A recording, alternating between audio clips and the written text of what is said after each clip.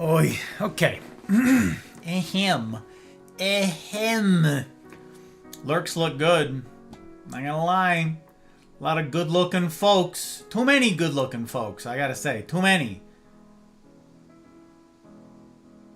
Too many. Because this is a lot. It's a lot of tabs, you guys. It's a lot of tabs. I can't have this many tabs. It's too many tabs. You know what I'm saying? So I gotta rein some of this in. We gotta go to a MySpace top 8. We gotta cull some, you guys. We gotta cull some. 1, 2, 3, 4, 5, 6, 7, 8, 9 of you. Oh no, no. I've already killed some. Let's see who else do we get a cull. Who else gets cut? Who else gets cut? Who is the least entertaining person that I've got pulled up? The least entertaining person. Oh, sorry, buddy. There you go. All right. Down to a MySpace top 8. How we doing over on Rumble? We can have unlimited tabs on Rumble, but, you know, there is some question about what the PC can do. Actually, it's more like my internet. But, you know, PC's working too. PC is doing its thing. It's doing its best. It's trying. It's trying. Okay. All those are working. Roll call looks good. Oh, we're almost there. We're almost at time, gang. We're almost there. We're almost there. Oh, buddy. Oh, buddy. Oh, dang. Okay. Okay, I see you. Oh, and you see me. Hello.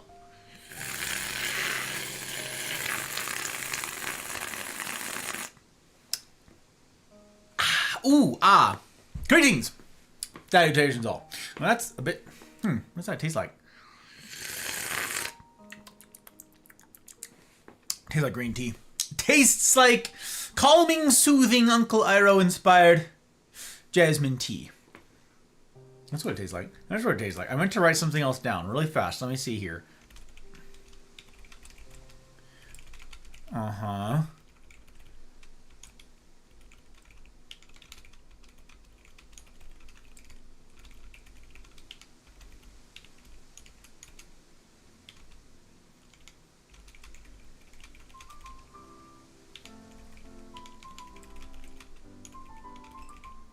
Nice. Got it. Woo. Note to self. Note to self. Gang, it's very good to see you at the Devil Hour. How's the times on the street? You doing okay? Leanne over here vibing with me for like a spell before we got kicking. She fired up with the goose. Okay, like days was goosing, alright? Days was some goose running rounds. And I'm like, oh baby, we doing this? We going with the foul? The foul emotes, the foulest of emotes, and so I was just like, sure, I got some goose. I got some gooses. I got some geeses. So I just started dropping them in there, and it was like, actually, I got a lot of burb emotes, it turns out, so. I didn't even go through the whole list. I think I went through like probably 40% of the list? I don't know. I'm sure there's more. But you know, I'd have to manually scroll through all those emotes because most people don't name their thing explicitly like what it is. So it's not exactly searchable. I don't know. Anyways, okay, is this all looking good? Is this? No, that quality needs to be turned down. We gotta turn it down because we got bandwidth, but not unlimited. That's why we gotta call people over here. We don't got unlimited bandwidth. We don't got it. So Leanne, it's good to see you. Mel, thank you for calling out, Leanne. Mel, it's very good to see you. How the heck you doing? It's good to see you. Good to see you indeed. I mean, I know some of how you're doing, but I'm glad to have you here now. Glad to have you here now. Yes, I am. Tier 07s. 07s to Dear Tier. This dude did a big old project yesterday, y'all. A big old project. I mean, he's been working on it for a long time. Yesterday, I should say, was the culmination of a lot of project that dude was doing. Good to see you, my friend. Good to see you indeed. Thank you for getting that to me in such short notice. Because now we're all stacked for tomorrow. Because you guys, uploads, they going. Oh my God, we dropping uploads. They flying. They flying. We're going. It's gonna be great. It's gonna be great. Still getting the last few things wrapped up. So, little AFK. Okay, little AFK. I got you. A little bit of AFK. DeMarco! It's good to see you, my friend. Good to see you indeed. I was talking about you. Yesterday? No, Wednesday. Wednesday? I think it was Wednesday I was talking about you. I think it was Wednesday. If your ears are ringing, that was why. It's good to see you, my friend. It's good to see you. Fresh coils and cotton. Oh, it's time. The quilt making season. Congrats on releasing the first installment of the Rumble 101 series. What do you mean? You mean it's the second installment? You mean the second installment? Leanne's sassing me, you guys. Leanne is just like tickled that I was wrong about my release schedule. And I was like, I'm going to push them all out in a week. She's like, so like in a couple months? It's like she knows me or some such. It's like she knows me or some such. But yes, no, we've now, the first one's out on making an account. Today went live another one. Tomorrow's going to be another one. It's already scheduled to release on YouTube and Rumble. And Sunday is another one that's going live on YouTube and Rumble simultaneously. And then I've got, how many more in the tier, in the hopper tier? It's 1, 2, and then I'm recording, I will probably be recording one tonight. As soon as I finish this, I'll be recording another one. I've got a couple more that still need to be chopped down from scratch, but there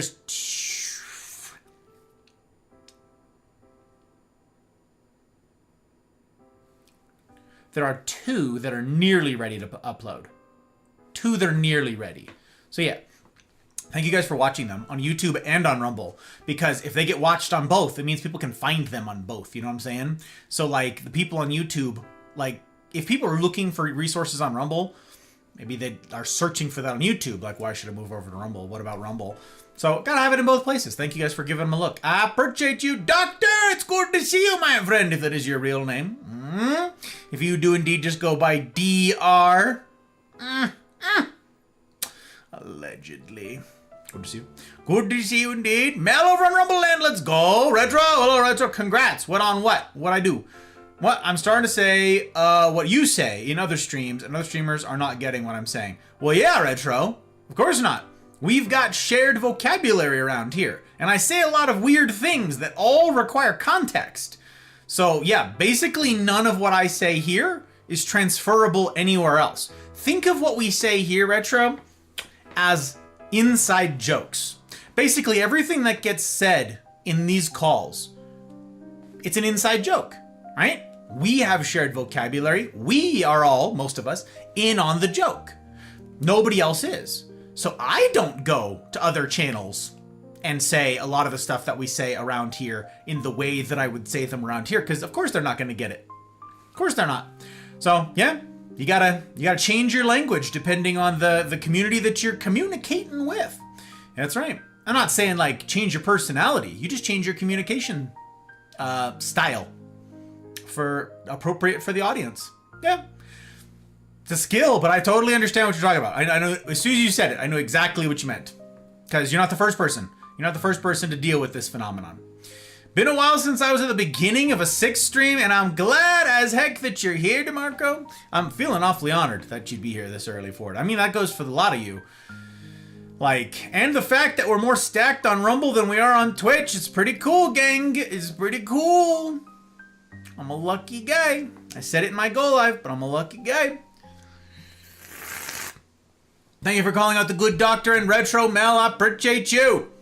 Yeah, Tier, that dude, he did a crazy thing yesterday, you guys. I'm going to tell you a little bit about it. I don't know when they're going to fire it back up again, but I'm going to tell you a little bit about it. Better than I deserve, my fantastic friend. How's you? I'm here. Today was a great day. I was so productive, which is in stark contrast to yesterday. Stark contrast to yesterday. Yesterday, I was, I want to say 30% productive, but that's feeling generous.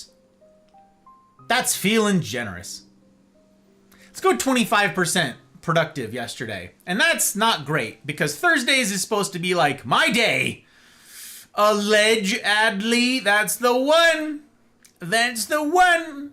Allege where, you might ask? That's right. Pull out a map. Where's Adley? Find it. Find it. What are you talking about me for?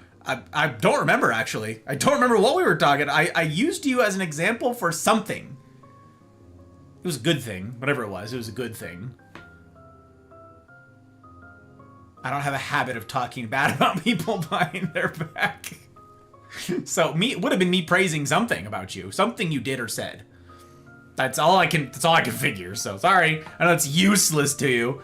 But you did something right. You did something well. Hey, opa. I'm sorry I can't be more like use. Absolutely feral. I'm feral. Ridiculous. I said Halloween. You did say Halloween. Yes, Leanne. Mm-hmm. She of little faith. No, she of an appropriate amount of faith. It's just more wordy. I got you. Guts. Hiya, Guts. It's good to see you. Good to see you. Let's get them highs rated. Let's get that eye drop content for Guts. Let's go. Oh, focus. Focus. But Gus, I can't focus. The eye drops aren't in there yet. That's the whole point. Cart before horse or some such. Yeah. We did it. Look. We greased the old wheels. The old cogs and spanners and I don't know what listen, I don't know all of it. Talking to Hot Bride? No. It was during a CNR, incidentally. I think it was during a CNR. It was during one of the Wednesday cruise. Yeah, I can't remember. Can't remember what it was. Incidentally, I haven't got to spend too much time with the Hot Bride this week because we've both been super busy with work. So not a ton of overlap. But we do get to spend some time together tomorrow, and that's pretty cool. I'm always looking forward to that. Yes, I am. Hello, hi, Gats. I saw your little, your match yesterday. I pulled up that YouTube video that you linked. So I don't know how helpful that was. Give a viewer to your friendo who was streaming it, but I was there. I saw your, I knew which one was you because I saw your playmat. I was like, I know that fella. That's Darth Vader. This would be much funnier if other people knew what your playmat looked like. This joke would have been much funnier. You guys, she has a Kylo Ren playmat. It would have been much funnier if you guys had known that ahead of time. And this was a... No, it's not Darth Vader, you dumb boomer. Listen, we can't win them all. We can't win them all. So I don't know. Let me see here. Relaxing till Sunday. Oh, talking to Hot Bride. There's the Hot Bride. There she is. Never thought I'd be brought up in a CNR call. I talk about you guys a lot. Like, you guys don't seem to understand. I'm gonna talk a little bit about this tonight, actually, in the course of our discussion, in the course of the talk that I've got prepared for tonight. But I don't know that you guys quite grasp how, like, important you are. I don't think you guys get that. I think there's a lot of you who maybe think that I'm just being nice to you or something. That, like, maybe I'm, like, it's empty flattery, you know? Like, I'm just blowing smoke up your ass. I think a lot of you think that. I think a lot of you mistakenly think that. I think a lot of you need to have a calibration on that front and understand something about your worth. And concomitant to that worth, my discussing what it is any one of you brings to this. 'Cause you know, some people brag about like their kids or something like that. Like parents like really proud about their kids. You got your new kid. You're like, oh my God, went to the bathroom for the first time. Like used their spoon, you know, stuff like that. And they just want to talk to people about their kid, right? And someone's like, oh, that's great. Like maybe someone's like really interested in kids too. Maybe it's another parent and they're like, oh, it's so exciting. Congratulations, right? And they just want to talk about it with like anyone who will listen, right? That's me talking about you guys. Not because you're little babies who are figuring out how to hold spoons. But I will talk about you guys to anyone who will listen. Anyone. And even those who don't want to listen. Many of those who don't want to listen. They're like, oh, yeah, look at the time. And I'm like, no, come on. We're just getting started. And they're like, oh, help. Oh, somebody. Oh, that's... So, yeah. Columbus Day is Monday. Is it? Huh. Okay. As a entrepreneur, I don't get paid extra for anything. I'll just be working like normal. Is Columbus Day a federal holiday? I don't know how that gets paid out. I don't know that thing. I don't know how that thing goes. Ugh. Itchy ear, itchy ear, itchy ear. Okay, let me make sure. Actually, I meant to check my volume earlier. Okay, volume looks good actually for several things. Okay, music is indeed playing. It was just a quiet part. Okay.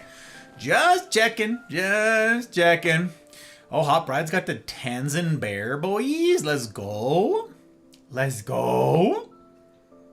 And look at him. He doesn't get paid time and a half. Actual facts. I don't get paid really at all for this prospect, incidentally. The money just goes back into the business. Yeah, so it's not paid in the sense that most people think of getting paid. I do get paid, but I am paid in the ability to do more of this with all of you. Yes. And speaking of getting paid for getting to do this and trying to serve you guys well, I am going to tell you guys a little something called Rumble Premium. Oh, baby! Woo! I'm going to talk a little bit more about this incidentally, but before we kick it off, I'm gonna tell you. Let me make sure this is working correctly. It should be working correctly. Oh my word! There it is. Rumble Premium, you guys. There it is. This is the way you can support this whole project. It's pretty great. I gotta say, you could do $99 a year. There's a discount on there in addition to that, or you can just do monthly, $9.99 a month. And yeah, you get access to behind the paywall type stuff around these parts. You get an ad-free thing across all of Rumble, all of the channels, not just mine. There's a QR code for that. It's right there. You can find it out. You can do the thing. But look, there's a $10 off. It comes out to $7.42 per month. Pretty sure. So yeah, there you go. There you go. That is an interesting thing. I got to tell some of you guys on Tuesday about that. I got to tell you guys about the paycheck that I got from Rumble, which I don't have receipts for. There is no breakdown of what all it comprises it. So I am confusion about how that works, incidentally. But it appears, by all accounts, that just like the subs, the gifted subs, the purchased individual subs, all that stuff that happens on Rumble, they take a 3% processing fee and then keep none of it.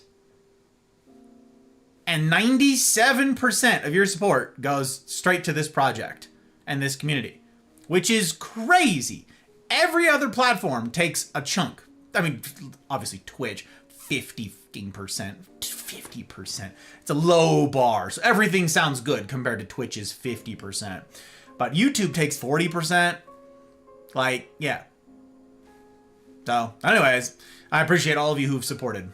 in all of the ways that you have. Big thanks to everybody who makes this possible on the other platforms as well. So including all the folks who are on Coffee or Patreon, all the folks who have sacrificed to give this thing a shot at a future. It means an awful heckin' lot. In particular, I would be remiss if I didn't express an extra bit of gratitude to the public patrons. These are the folks who have taken that support to the next level. Aki, Dano, Leanne, Goose, Abby, Tink, Helly, May, Karma, Pre, Retro, Rick, Ryan, Mouse, Trosky, Pell, CJ number 1, and Zin. Lovely humans, these. Lovely humans, these.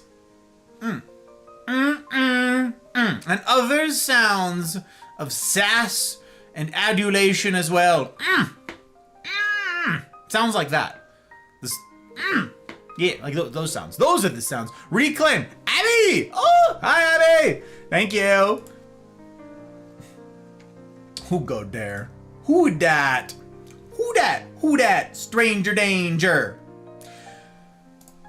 Oh, and when did you go live? Well, I was just gonna say, I reclaim bandwidth. I do no reclaim bandwidth. That is immediately taken right back up by another friendo. Immediately taken. Okay, gotta check. We gotta check. Make sure we got our lurky works going for our friendos. Gotta make sure to take care of our people. Friends before frames, y'all. Friends before frames. Which is pretty fun, by the way, that other creators out there are starting to use friends before frames. You guys were all here on the ground floor. We've been saying this for literal years. Some of you have stickers that say friends before frames. They're in the Legacy merch shop. So you can pick up a sticker. But yeah, it's pretty fun that it's making its way around the interwebs. Pretty darn fun, I guess to say. Ski! Oh, Ski! Sasha, damn it! Ooh, we're working on it. We're progging it. Coffee crew held Gus captive for like 10 minutes. Yep, that happened. It's true. It's true. Rumble! That's right. That's how it's pronounced. That's the way. 20, listen. We're quibbling over numbers here. We almost made Helly quit. We almost made Helly quit the whole thing. Thank you for telling him, Leah, by the way. I appreciate you. I appreciate it. Running between my phone and the last few chores. Scrambling around, Mel. Working like crazy. That sounds about right. That sounds like you industrious. Hey, babe. Where'd you hear that word before? That's right. That's right. Hey, let me see. Let me see. Thank you for calling out Abby, Mel. I appreciate you very much. Abby is a VIP around these parts. Abby's one of the folks making the wheels turn on this thing. Abby one of them folk. It's pretty slick. Gotta say something making tiny stoves. I saw your tiny lantern. And I was like, that was really cool. I thought it was really neat little. Got more toothpicks? Well, that's cool. Fortunately, like, toothpicks cost like $3 or something like that, and they last you like 2 years. It's great. Toothpicks are fabulous. It's like the best thing that you can do for your dental hygiene, and they cost you nothing. They're effectively free, so I don't know. I ain't gonna complain about them. Okay, but yes, greetings, salutations all. Gang, we have a special night lined up for you tonight. A special night indeed. It is a callback to the Gus Talks of pre-2025. Okay? Most Gus Talks, going that far back, were freeform Gus Talks, where I have some framework of thinking about an idea or a subject, and then I just riff. Okay, stream of consciousness. I'm an extrovert. I process out loud. For the most part, Hot Bride is the one who has to suffer through all of that out loud processing. That's her burden. And like Lydia, she's sworn to carry my burdens. So yeah, that's something she usually has to hear, which is pretty crazy. And she's very gracious and great, and I'm grateful for her doing so. But now you guys get to hear some of it. So yes, I will be processing a bunch of these ideas with you guys, refining my own thoughts with these things. And yeah, the only difference is I don't yet have a return to drink and smoke with this. But yeah, otherwise you're getting, for those of you I've met this year, you will have not seen the freeform Gus Talks going back to yesteryear. But yeah, that's what we're doing tonight. I've got a topic in mind. I've got some bullet points and some ideas that I want to hit. And a lot of this, incidentally, speaking of the CNRs on Wednesdays, a lot of this comes from you guys. I'll be speaking to that more as we go through it tonight. But the TLDR is I find out and decide what I ought to prioritize in terms of subjects that I should talk about by doing life alongside you. By doing life alongside y'all. I get to hear about what is in your head and what is on your heart, and then I get to say, okay, how do I prioritize? What ought I tackle next? Okay, so the subjects are not just wanton, they're not just for whatever. They're purposed with serving you specifically. And so many topics like this, as I said in tonight's Go Live, speaks to something that is at the center of a lot of pain, not just in our community, but the broader, the wider world. Because of course, you guys represent a snapshot. You guys represent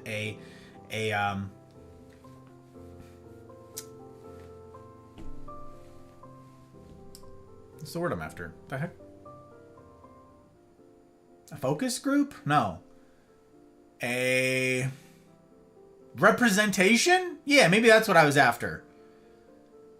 You guys are a micro representation of what the wider world is going through. Yeah, something like that. Something like that. Anywho, I am trying to have my finger on the pulse of it and try to serve you guys well. That's what I'm doing. So tonight's topic is going to be about that. So, yep. Send me something. Let me hear something. Here for a short minute. Crisp! Oh, hi, Crisp. Excuse me. I am very glad to see you. Hope you're well. For however short a time, I'm glad to have you. Glad to have you. Gus is going retro. Oh, yeah, I guess that's funny. That's funny. We did it. Peeps group. Yeah, maybe. Snapshot. I was going for like a control. Maybe not a control. What's someone who's, I think it's a representative population. I think that's what it is. Like in studies, you want to get a representative sample. That's it. A representative sample of like a broader, sample. That's it. I don't know why. I was thinking it was more complicated than that. But anyhow, I was going to mention also... Right. Okay, so the Rumble tutorials. I dropped a Rumble tutorial. I pinged you all. Sorry. But yes, the deluge of Rumble videos has begun. And there are a handful of folks like Snug who've been asking and waiting for the tutorial for like Rumble Studio, which is about how to multi-stream. So that's the one I pushed first. I am putting all of those into a playlist, okay? So if any of you go to this right here, tutorials, and if I push that out, there you go. Days you go is the tutorial thing. That should take you to a playlist that includes all the tutorials so far. Now, what I don't know is if you guys can see the scheduled videos, the ones that are scheduled to come out on that playlist. I don't know if you click on that playlist, will it show you 4? It should be 4. It should be 4 videos on there. And 2 of them should say like upcoming or something like that. Anyways, they're not being released in order. They're being released in the order that I'm finishing them. And that's basically it. There's no like rhyme or reason because I need to be doing several things. So I'm going to put them as I make them in an order of like what makes sense from beginning to more advanced. So you can see on the thumbnails, the more beginner level stuff, then there's going to be intermediate, and then there's going to be advanced. Okay. And I'm going to just manually order that playlist. They're not being released in order of like simplest to most complex. It's just going to be when they're done. Okay. Okay.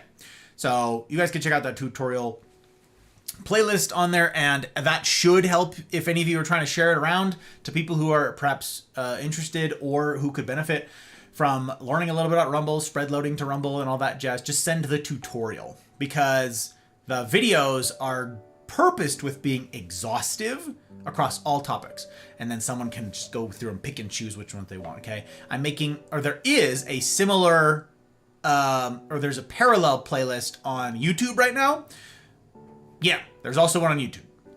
And it helps to watch on either one, incidentally, because licensing options. I did not get to talk to you guys about this before really thoroughly, but Rumble is my agent in this case with the licenses that I chose for these tutorial videos. So actually, you can watch them on YouTube, and I will get paid for YouTube views, even though I'm not monetized on YouTube, because Rumble has the rights to my videos, exclusive rights to my videos. They have a video management license for my tutorial videos that I have made, which means they are my representative. And so when people watch it on YouTube, Rumble takes a fee from YouTube, and I get paid twice, incidentally. I get to double dip. So yeah, I appreciate you guys watching them wherever the heck they are, sharing them around wherever, whichever your platform of preference is. I won't chagrin your doing that. Now, another thing is I was going to say I will not be doing paywall stuff tonight. I mentioned the Rumble Premium thing earlier. I will not be doing paywall tonight. I will be revisiting the paywall later this month, but I'm just going to be doing... tonight is purposed with just a lot of freeform thinking and stream of consciousness type stuff. I don't have a structured enough night that I'd be like, yep, there it is. There's my thoughts. Now discussion. Let's go over there. No, I'm not doing any of that. So tonight's just going to be a, well, it's going to be a mess. So yeah, if you're not, if you've only been here for 10 months or so, yeah, this may be a culture shock tonight. It may be a culture shock.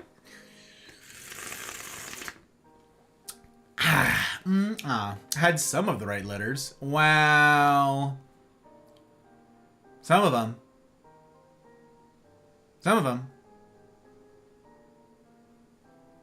Side drop content. That's on cooldown. I see 2 on there. I don't see upcoming. Okay, cool. All right. Well, there's 4 on there. They're going live. Yeah, tomorrow morning at 11. And then Sunday morning at 11. And then hopefully I will have more done by the time the weekend is over, so that maybe I can have even more go live at the beginning of the week. I'm just going to start spamming them. Okay, there's going to be a lot of them. Ace! Oh, hello, Ace! It's good to see you. Welcome in. Went to take a break from my TV show. Oh, the telly! And I was like, oh, a Godfather Gus. So, hey. It was also a good noodle. You was a good noodle and sister. I made my brother homemade versus... versions? V's? Homemade of beef stroganoff. Hell yeah. Usually we take turns cooking. He had some game that was coming out, so I was like, oh, that'd be Battlefield 6. That would be Battlefield 6 game coming out. Yeah, everybody's playing it right now. So I'm like, I'll be a good sister. Hope your day was good also. Hey, chat. Hi, Ace. Very good to see you. Welcome. That is very good noodle of you. Very good noodle. Stroganoff. Stroganoff can be kind of a tough meal. Like, that can be kind of tough. Homemade, that can be tough stuff to do. Stroganoff has, like, a bajillion recipes that exist out there, but how many of them are like impeccable? You know what I'm saying? How many of them? Better know. Version. Oh, yep. Homemade version. I'll take it. I like it. Sounds good to me. I sort of forgot to eat today, largely, which is great. I had my post-workout this morning, and then after that, it was like, oh, it's evening time. I should eat something now. Because I was just working, baby. Oh, today was very productive. This is what happens when I say put on Do Not Disturb. I get a lot of stuff done. Don't forget to write down my Apex pack. You got an Apex pack? Oh, you sure did. Thank you, Retro. I did miss that. Thank you.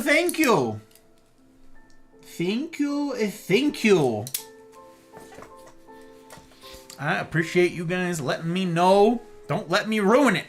Okay? Don't let me do it. Is Tyr still here? Do y'all call Swedish meatballs? We sure do. We just call them meatballs. That's funny. Speaking of stroganoff, yeah, they're in the same sort of vein. I got you. That's funny. That is funny. Yeah, you guys, here's what Tyr did. Thank you for reminding me. I was going to come back to talking about Tyr. Tyr, despite him ought to be asleep right now. Oh my gosh, why are you awake? This dude's work schedule has, and therefore his sleep schedule is upside down. Upside down.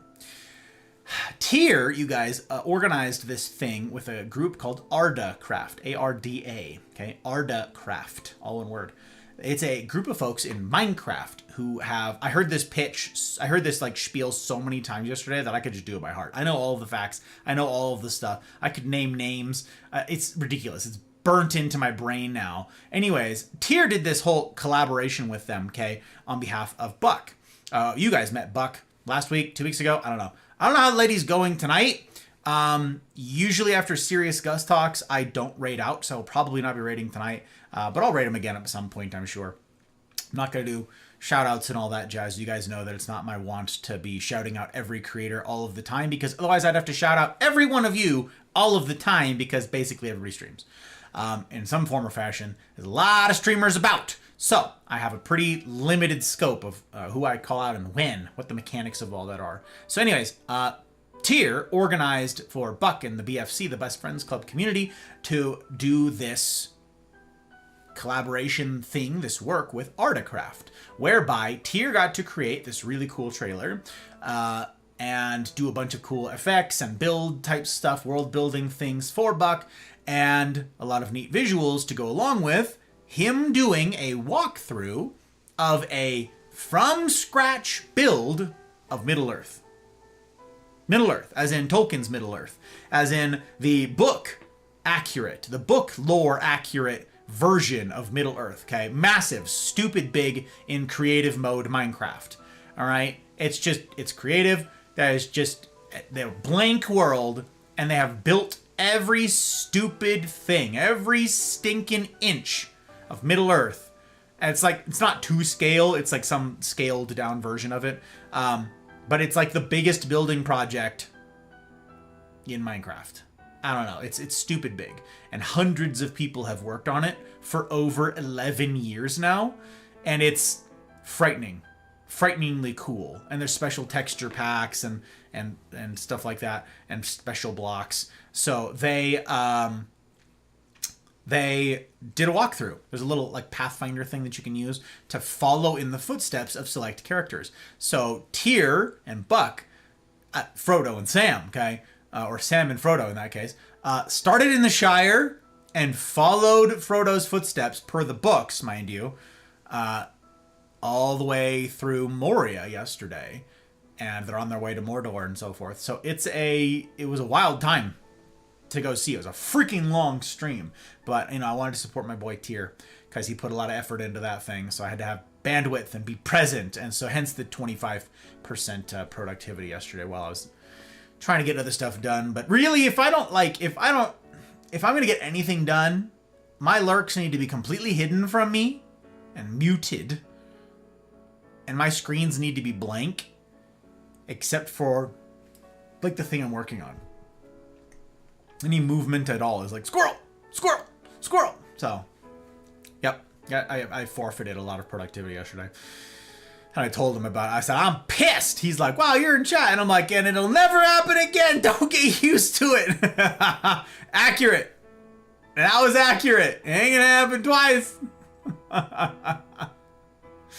Oy. The ones at IKEA are terrible, though. I don't think I've ever had them, Tier. I know everybody talks about them. I don't think I've ever had them, but I have had Swedish meatballs growing up because my parents made them. My mom made them growing up. So I am familiar with, like, homemade ones. I don't know what IKEA does. It's like I planned it. I don't hate the ones at IKEA, but yeah, I've had better. He on that degen schedule. Exactly, Retro. Tell him. He said it so many times. Yeah, he had to. Had to explain it. That's how streaming works. That's how streaming works. Is you've got to, every new person that's coming in, you got to start over from scratch. Which is why once I jump into the lecture material tonight, I'm not going to look at chat, you guys.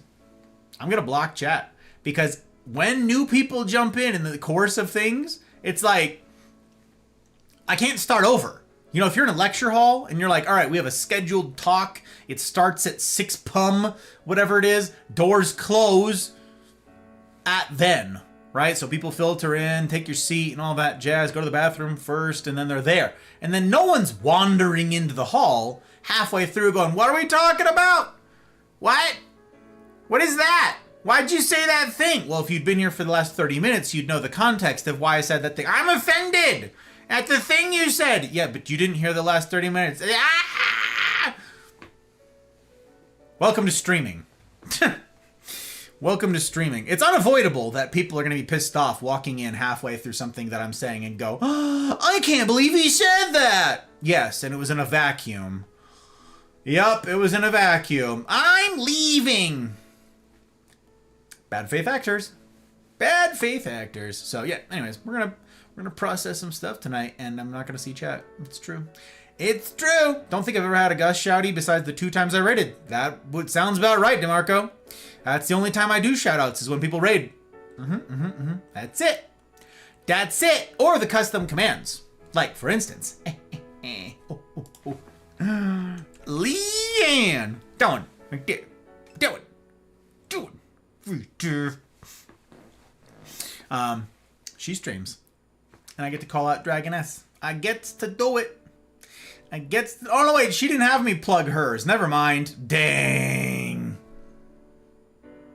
Sometimes I get to use those custom commands to shout out people's streams. But Leanne didn't want that. So here I am using her as an example for something she didn't want. Leanne streams a lot.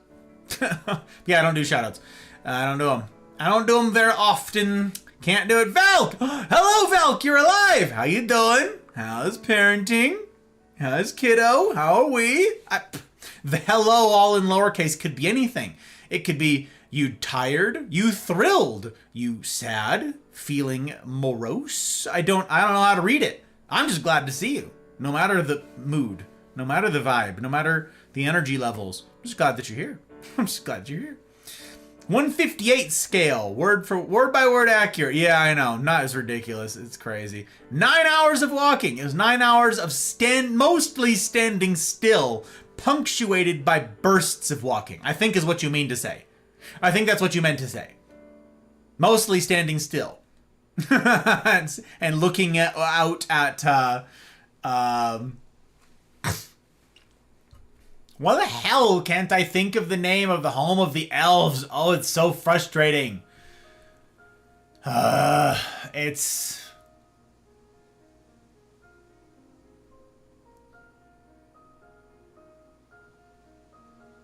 like Elendil, but it's not. Why can't I ever think of it? I can never think of the home of the elves. It's so frustrating. I'm not looking at chat. I know you guys have the answer. I know you guys know, but I need to listen. This is bigger than us. It's about fighting Alzheimer's here. E is the second letter. No, I is the second letter. I is also like the 4th letter.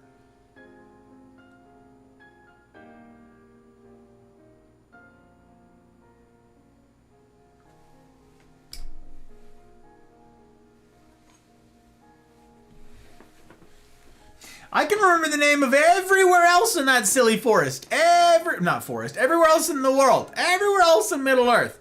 Just can't remember the name of the stupid... Man, that makes me crazy. I'm gonna have to give up for the sake of stream time. I would fight this for like another hour, but I'm gonna have to give up.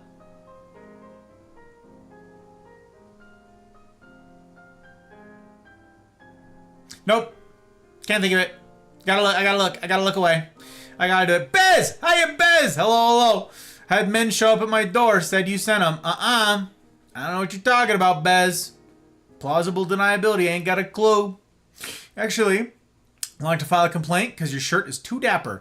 You can't even see my shirt. What do you mean? The camera doesn't even see my shirt and tie. I went with the black on black. It just looks like I'm wearing like a turtleneck underneath my blazer. This is a strange night. I am indeed wearing a tie. You can sort of see it if the light hits it just right, but... File a complaint all you want! We are amazing! Baby's a month old. It has not been a month. No shot. It's been a month, Valk. I am aged.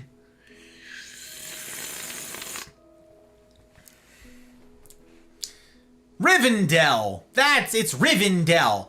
I is the second letter, and I is the fourth letter. I knew it! Rivendell. That's the one.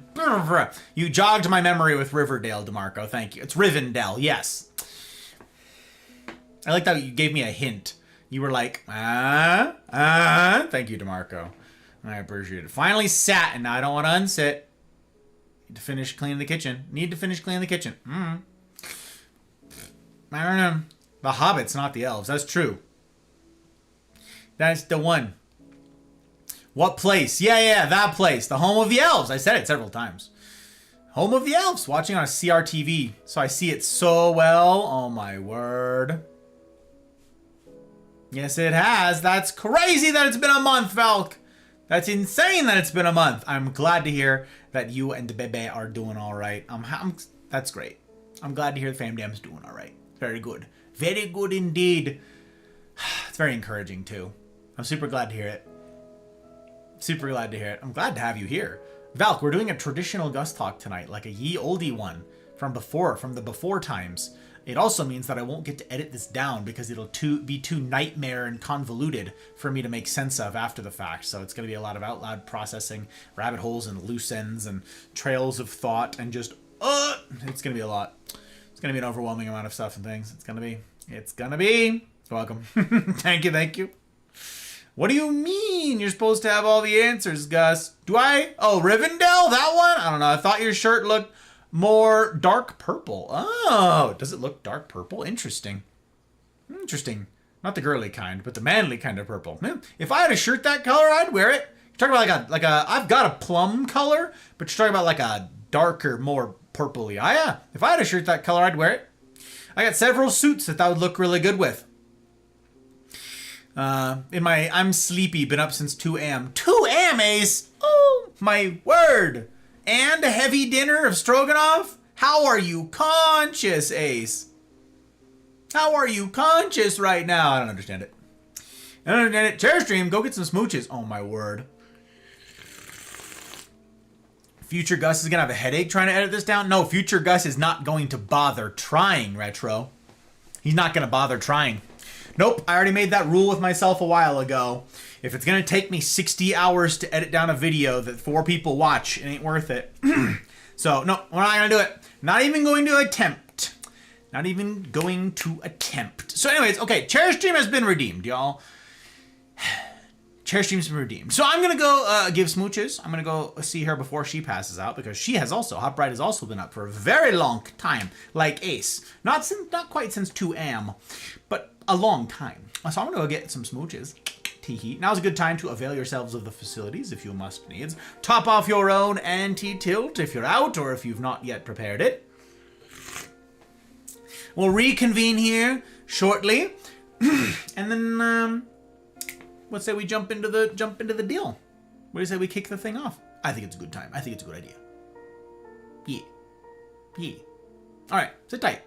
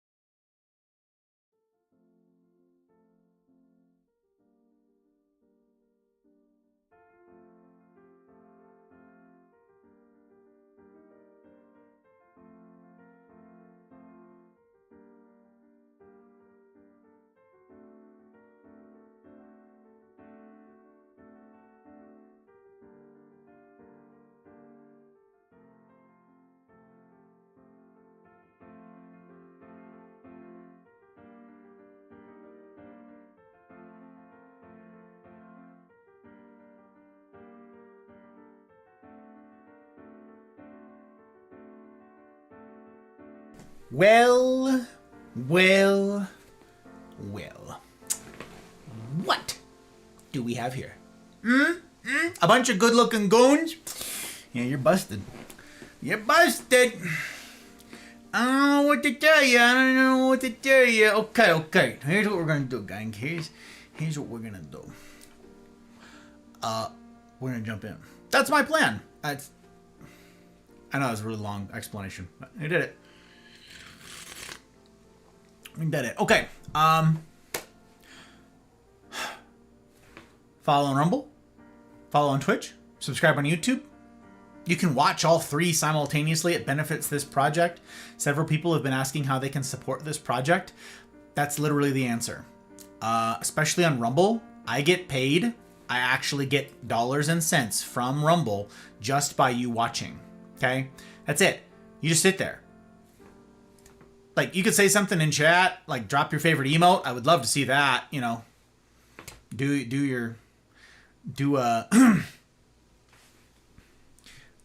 Drop our favorite emote over there just so as I knows what it is. And then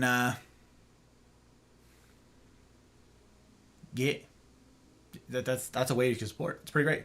Join the Mafia community Discord. Links for the usual things in the usual places.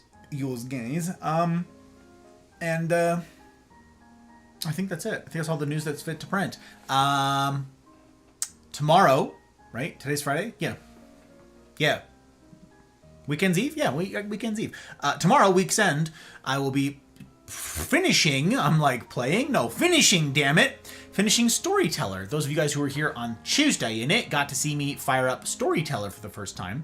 That was a hilarious game. I was told that it was a one-stream game. It is not, because they failed to account for this.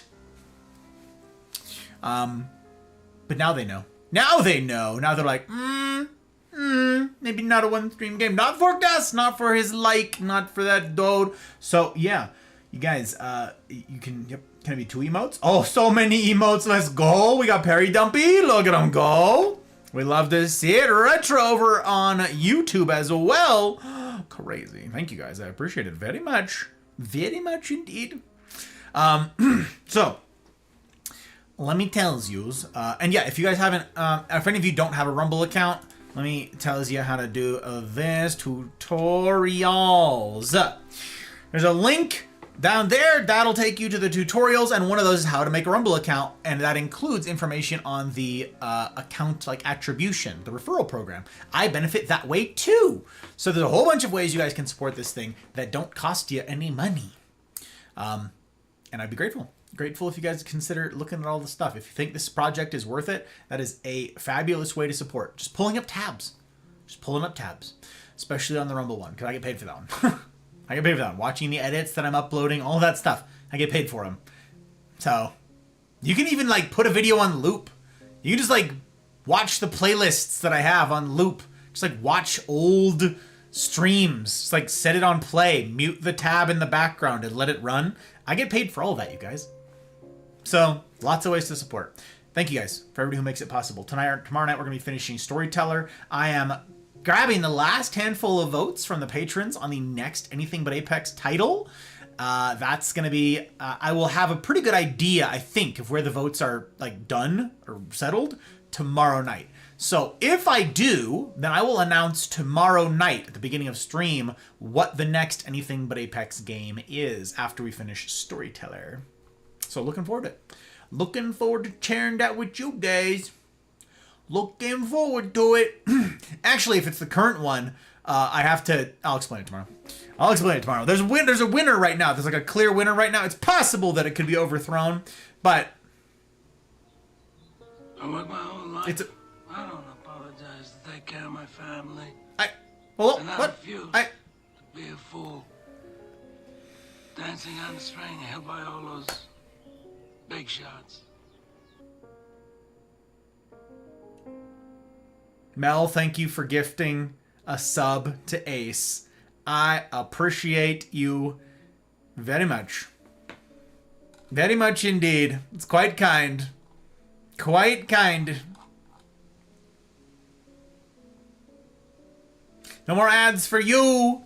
No more ads for you. Okay, we got a banner going. Let's get that banner going. Let's get her cooking right there. Very good. Okay, we're going to disable some raids. Why did this... Okay, Firefox has been struggling lately. I'm not going to lie. I don't know what's going on. Oops, don't click that. Don't click that button. I didn't mean to click that button either. Dang it. I'm falling to pieces, you guys. Falling to pieces. All right, we gotta disable raids, and I gotta do so on Twitch and on Rumble. Okay. Deny raids. Go. Raids are thus disabled on Twitch. We're gonna go into our settings here in Rumble. Baby. Go to my settings tab.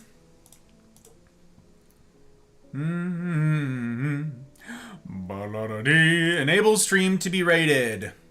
Disable. Alright. We're in. We're locked in, gang. We're locked in. Get around. Get around, childrens. We got some stuff to talk about. Okay. Okay, let me make a sure I'm happy with this. That'll do. Timestamp. Yeah. Timestamp won't be useful because I ain't finna edit it. Oh, no, I'm just kidding. People can do it for looking up this. So, yeah. Appreciate it. Appreciate it. Can talk on Rumble now? Could talk before. Could talk before. What you mean? What you mean? Disable raids. Set banner for guests. Thank you. Thank you, guys. I appreciate it. I appreciate you guys. Appreciate you guys. Just one. Just one what? Emotes? Oh, yeah, the emotes. Yeah, the emotes. Yep. All right. Tonight, we're going to talk about purpose. Tonight, we're going to talk about what it is to aim our lives at. Okay? As I said, this has been the center of a lot of heartache in this community, which is a representative sample of the broader world right now in 2025, okay? This is not something that was as prevalent an issue in the days of yore, right? The world was much more structured back then, and you were sort of funneled into purpose. Whether or not you wanted to, you were sort of funneled into a path that you would follow for the rest of your life. Sometimes that was by necessity, sometimes that was by tradition. For whatever reason, there's a lot of folks who just were sort of shunted into a certain lifestyle and they stuck with it for forever, okay? Not so today. Today, I'm going to be talking about purpose, and I'm going to be talking about what it is to spend your life on. How to find out, how to discern what your life ought be spent doing, okay? And the reason I put this out there is because once upon a time, like I said, it was really narrow. You didn't have a ton of say in this, whether it was, again, because of family, because of tradition, because of necessity, because of class that you were born into, whatever. Okay, there weren't a ton of options. You were pretty darn limited in scope, in breadth of what it is you could pursue with your time and your energy and your life. Now, that is flipped largely. Not for everybody. I'm going to talk about that too. But by and large, today, the problem is not there aren't enough options. The problem is there are too many options. Paralysis of analysis, right? We got analysis paralysis. There's too many choices. How many of you, this is a rhetorical question, but by all means, raise your hand, do you? Know someone or are yourselves, have you, my nose is so itchy. How many of you know someone or are someone who got out of high school, right? And everyone's like, oh my gosh, maybe older people in your life. What are you going to do with your life now, right? You hear the question. What will you do? What are you going to do? And then you meet people for the first time, right? What do they ask you? What's the small talk that you kick off? When you introduce yourself to someone, they say, oh, this is my friend so-and-so over here. Oh, hey, I'm so-and-so. Hey, what do you do? What are they asking? What do you spend your life doing? What is your life for? Incidentally, that's quite a deep question. Now, we treat it like small talk, This is like our shallow entry level work, right? Like conversation. You meet someone, what do? What department what is it that you spend your time on? But there's a profound question underneath that, and I think we don't give it very weighty treatment. We don't. Just because we think it's a shallow thing, and I think that's something that ought change. And tonight is some of my effort to combat that. Tonight is some of my effort to course correct that thing right there. The thinking that what it is you spend 3/4 of your life, whatever, doing is small talk. It's just a trivial little matter. Well, that's not a very important thing about me. Why do you spend so much of your time doing it? You get out of high school and someone says, what are you going to do? What are you going to do now? What did you do before? The answer to this question, you can sort of juxtapose that with the question that is rhetorical about what you did prior to that point, right? You're 18 years old. What are you going to do with your life now? What are the implications of this question? What's inferred?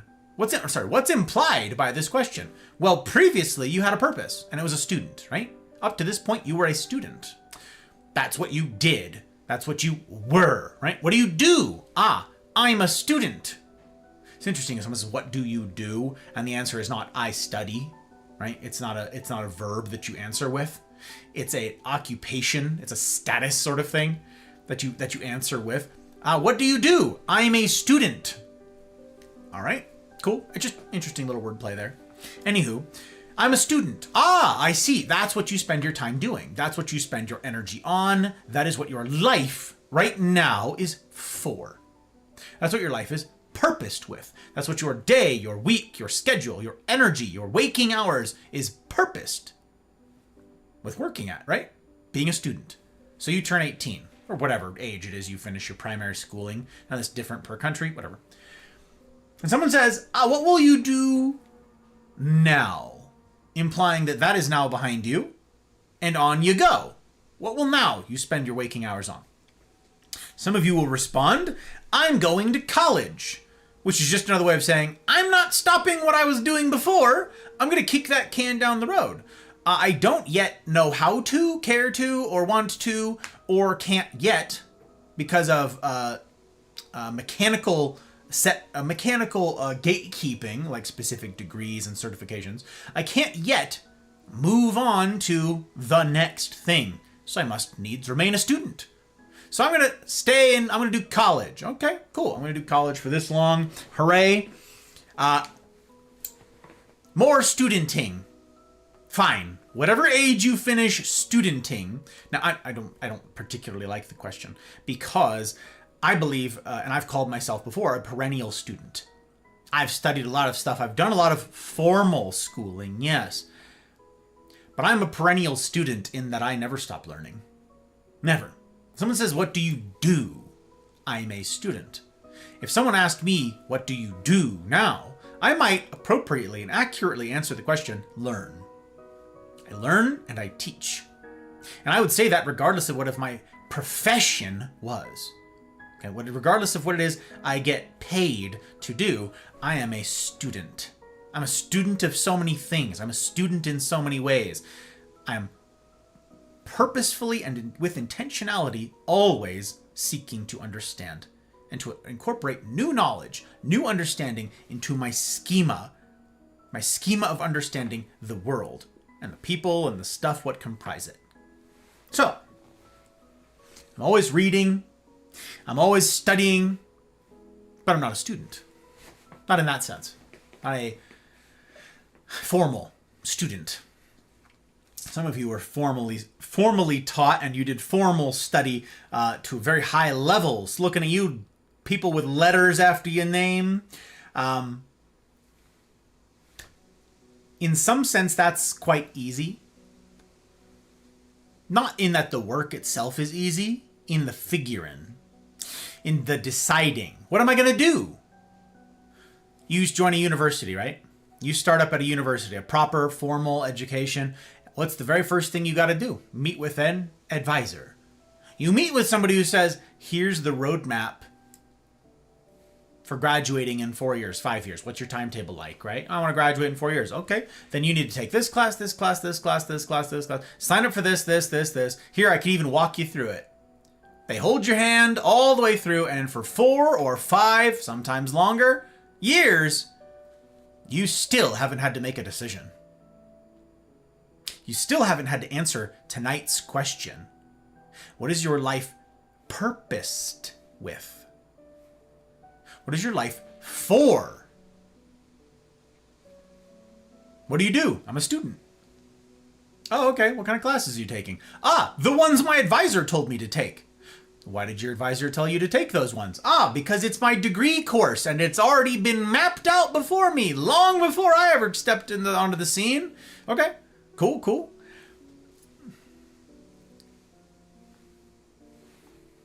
What's your life for? Well, I'm a student. Okay, got it. So though the work might be tough, and though many of you, student or professional out working a trade, working in some sort of corporate environment, whatever it is, your work might be grueling, arduous work, no doubt. And yet you would still be hard pressed to answer seriously and meaningfully the answer, what is your life for? That's what we're doing tonight. Tonight, we're going to talk about how to find out what your thing is, what your one thing is. That's where we're going. Buckle up. It's going to be great. It's gonna be great. Panda, it's good to see you. Love you back. Hope your stream was freaking great earlier, my adore. It was good to see you. Good to see you. People playing Battlefield. He's among them. Hate that question when I tell people I'm studying. What are you gonna do when you grow up? Dude, I'm 24. Run my own business, and you can go F yourself. Yeah. Hey, it's MJ. How you doing, MJ? Welcome back. Can clock mama's family in a single frame. Blessing and a curse. And it's a fun party trick. And are instantly transported back to being 11 at 5:30 in the morning, getting ready for school. Ah, yes. Yes, indeed. Everybody's got that life, that cookie cutter life that we went back through. Getting up, get ready for school.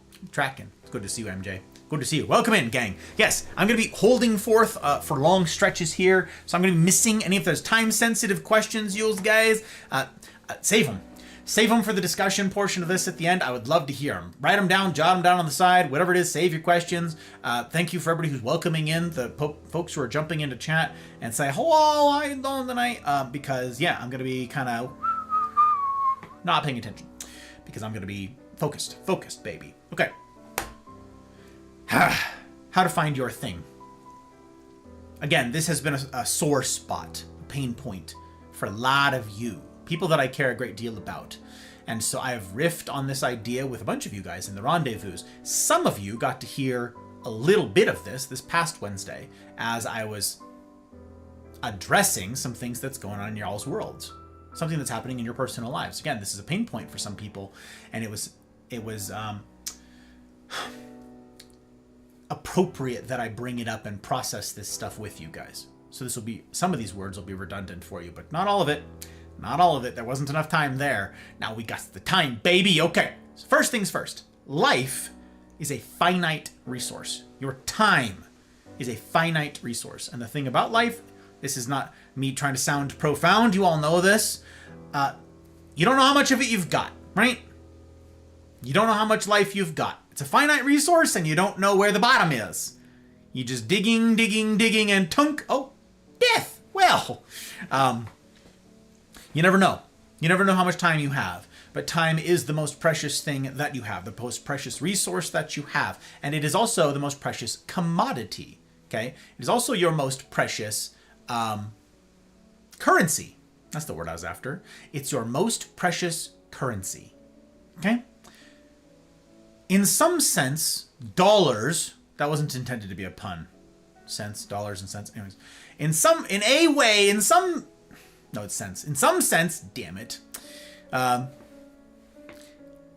In some sense, money is a stand-in for time. And if you guys haven't seen that, I did a whole Gus talk on this, okay? Once upon a time. It's right here. Value. That is an old Gus talk. That's from years ago. I gave that Gus talk on value. Okay? What has value? What is value? What does that mean? So if you guys haven't seen it and you want to explore that topic in some more depth with a little more detail, that edit is not a 4-hour long Gus talk. It has been chopped down to be much more like readily consumable. And you could probably watch it on 1.25 speed for that matter. I used to talk a lot slower back in the day. I've since got much quicker with my talking. Much faster gap. Still not fast enough, but still a faster gap. So you can go give that a look-see, and you can just explore with past Gus. I believe during my beige period. I think that was my beige period. That's when Hot Bride and I were homeless. Because our apartment flooded. And anyways, during the beige period, I won't go into the whole story. There's a story. You can go back, listen to that talk, and see about value. So in some sense, money today, whatever your currency is in your country right now, wherever you are in the world, that is a stand-in for time. Okay? I gave it a much more thorough treatment in that edit, but suffice it to say, for our purposes here, you could do something yourself, right? If you have the mobility and the inclination to look up tutorials, watch some YouTube videos, right? Learn how to do something. You could fix a leaky faucet by yourself, right? There's tons of tutorials out there. There's all sorts of stuff. But what's our question? What do we always ask? I mean, what question ought we always ask? How much is your time worth? What's your time worth, right? You could fix it. I could fix a lot of things. I could figure it out. Even if I don't know how, I could figure it out. And I could do a passable job on all those things. Is it worth my time to do so? What do we mean? Worth your time. That means your time has a value to it. Like a dollar value to it. Okay? This is what a paycheck is, incidentally. A lot of you folks are professionals who've been in your career or been in your field of expertise, whatever it is, for a long amount of time. Okay?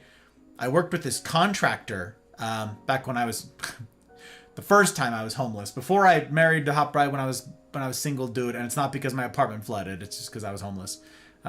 Too long of a story. But I was staying with a friend and his family, and I was doing contracting work for them. I was doing labor, okay, and to earn some money under the table, working and stuff like that. And I worked with this professional contractor who'd been doing this for a long time, okay? This dude knew what he was doing. He was 50-something years old, and I was, 22, I think, 23, something like that. I was being paid for my trouble, for my work, something like $10 an hour, all right? And I was like, oh, okay, that's great. I'm grateful for the paycheck. I'm grateful for the opportunity to work. I'm grateful for any sort of money at all. And it was tough work. It was a lot of physical, arduous work. Okay, a lot of effort went into this. Very tiring, out in the hot summer. This contractor working right alongside us, friend of my buddy's dad who did all this, friend of his was making $85 an hour to be there. Now, I mention this because I remember being baffled by that at the time. Like, what do you mean $85 an hour? Guy's a carpenter. Guy's a general contracting. Carpentry was his specialty. And we were doing reframing of a deck. We were rebuilding a deck. Okay, this deck on their house was old and failing in some spots, and we were redoing it from scratch. We were also shingling. We were re-shingling this whole house. It's one of those houses that had shingles on as a facade on one side of the house, and so we were redoing all of that. Anyways, we were also rebuilding this whole deck, and I'm like, wait a minute, I'm out here doing it too. Like, well, I'm getting paid $10 an hour. He's getting paid $85 an hour. What's the difference? What's the difference? Difference is he was giving me instructions. He was putting me to task saying, do this thing, do that thing, do it this way. He had years, decades of experience that meant his time was more valuable than mine. In general, at this task,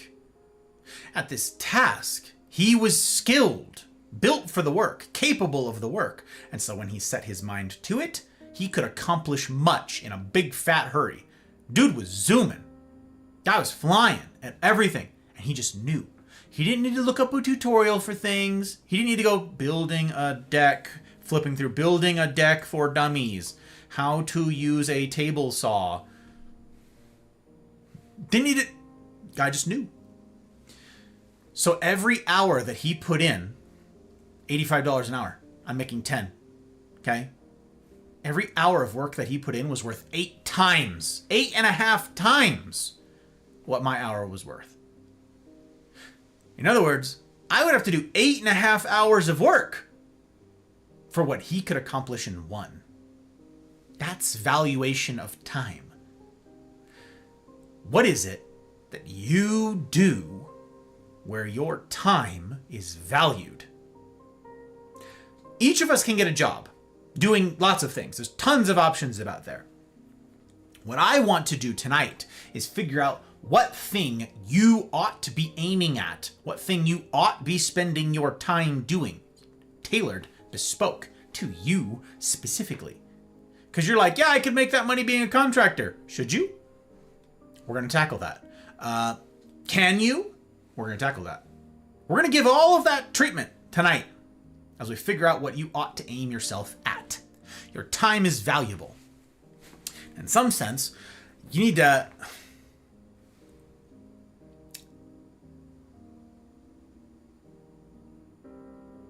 There's an ant on my ceiling.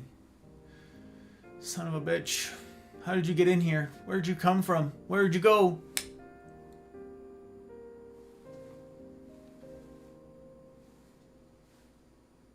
Just one ant. Just one random ant on the ceiling. Very distracting.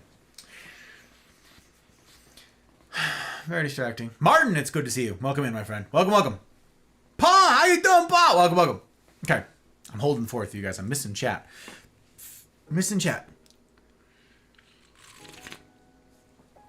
Okay. Oh, someone read it out. I get to reclaim bandwidth. Hell yeah, we do. Friends before frames, you guys know, but not Randy. You read out, baby. I get to reclaim that bandwidth. All right.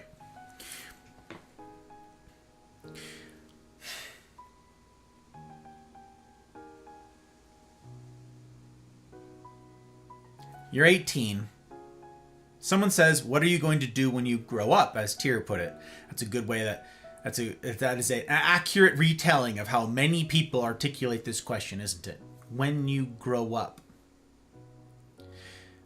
There is, I'd be lying if I said otherwise, there is a system by which we can min-max this. There is a way to min-max this question. There is a way to find out an answer to this question for you in your life. There is a way. There are best practices for this. The most efficient, efficacious method for finding and then pursuing your one thing and then achieving mastery in that one thing. There are ways of doing that. And there are best practices for this. As I said in the masculine journey, however, though there indeed are best practices for how all this ought be done, and though I can spell them all out for you, for how many of you is that true? That all of these best practices were observed in your upbringing? Virtually none of us. Perhaps one or two of you out there had the opportunity to do this min-maxed, to do this right the first time. But that comes down to what kind of leadership you had in your life. That is, what your parents were up to and what your mentors were up to, or whether or not you even had those things. We can start there. If you did have intentional parents who understood this stuff, who were wise, who were shrewd, and who were caring, they could set you on the path of having this discussion that I'm having with you tonight at age 13, at age 14, certainly by age 15 and 16. You can have a discussion like this. Alas, how many of us had that? Now, I knew what I wanted to be by age 13, 14. I knew what I wanted to be. I knew I was going to be a Marine. I knew that because I had mentors who were Marines. I was in a cadet program from age 12 through 18. You know, when I already had overlap, I had already joined the delayed entry program, and I was in that cadet program up until the day I went to boot camp. And then you can't be in the program anymore. You're an adult now. It was for teenagers. So I'm in this program, And I saw what my mentors were, how they operated, how they presented themselves, how they carried themselves in the world. And they said, and they taught me that no small part of that,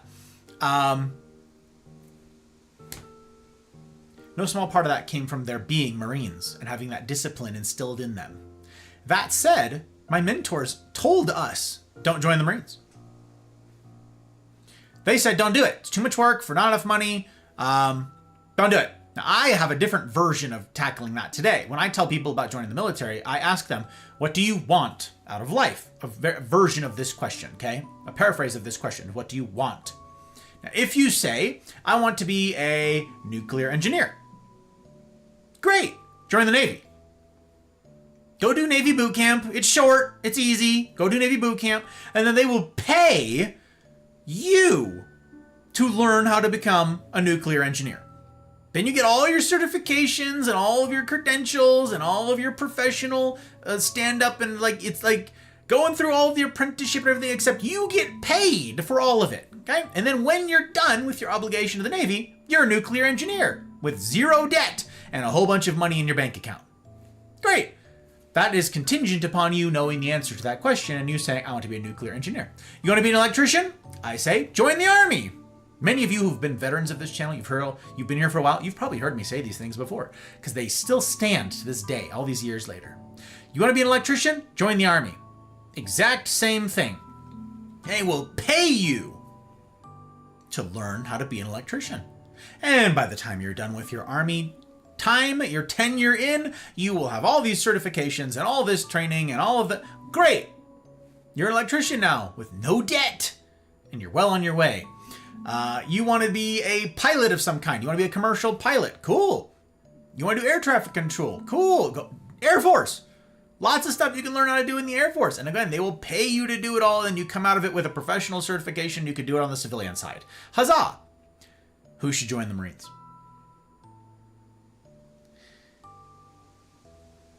I like the Marines well enough. But I don't get to put on my resume. I mean, I can, but civilian employers have never been particularly interested in my putting on my resume. I am a certified, absolute, through and through, oh my goodness, efficient, expert at killing people.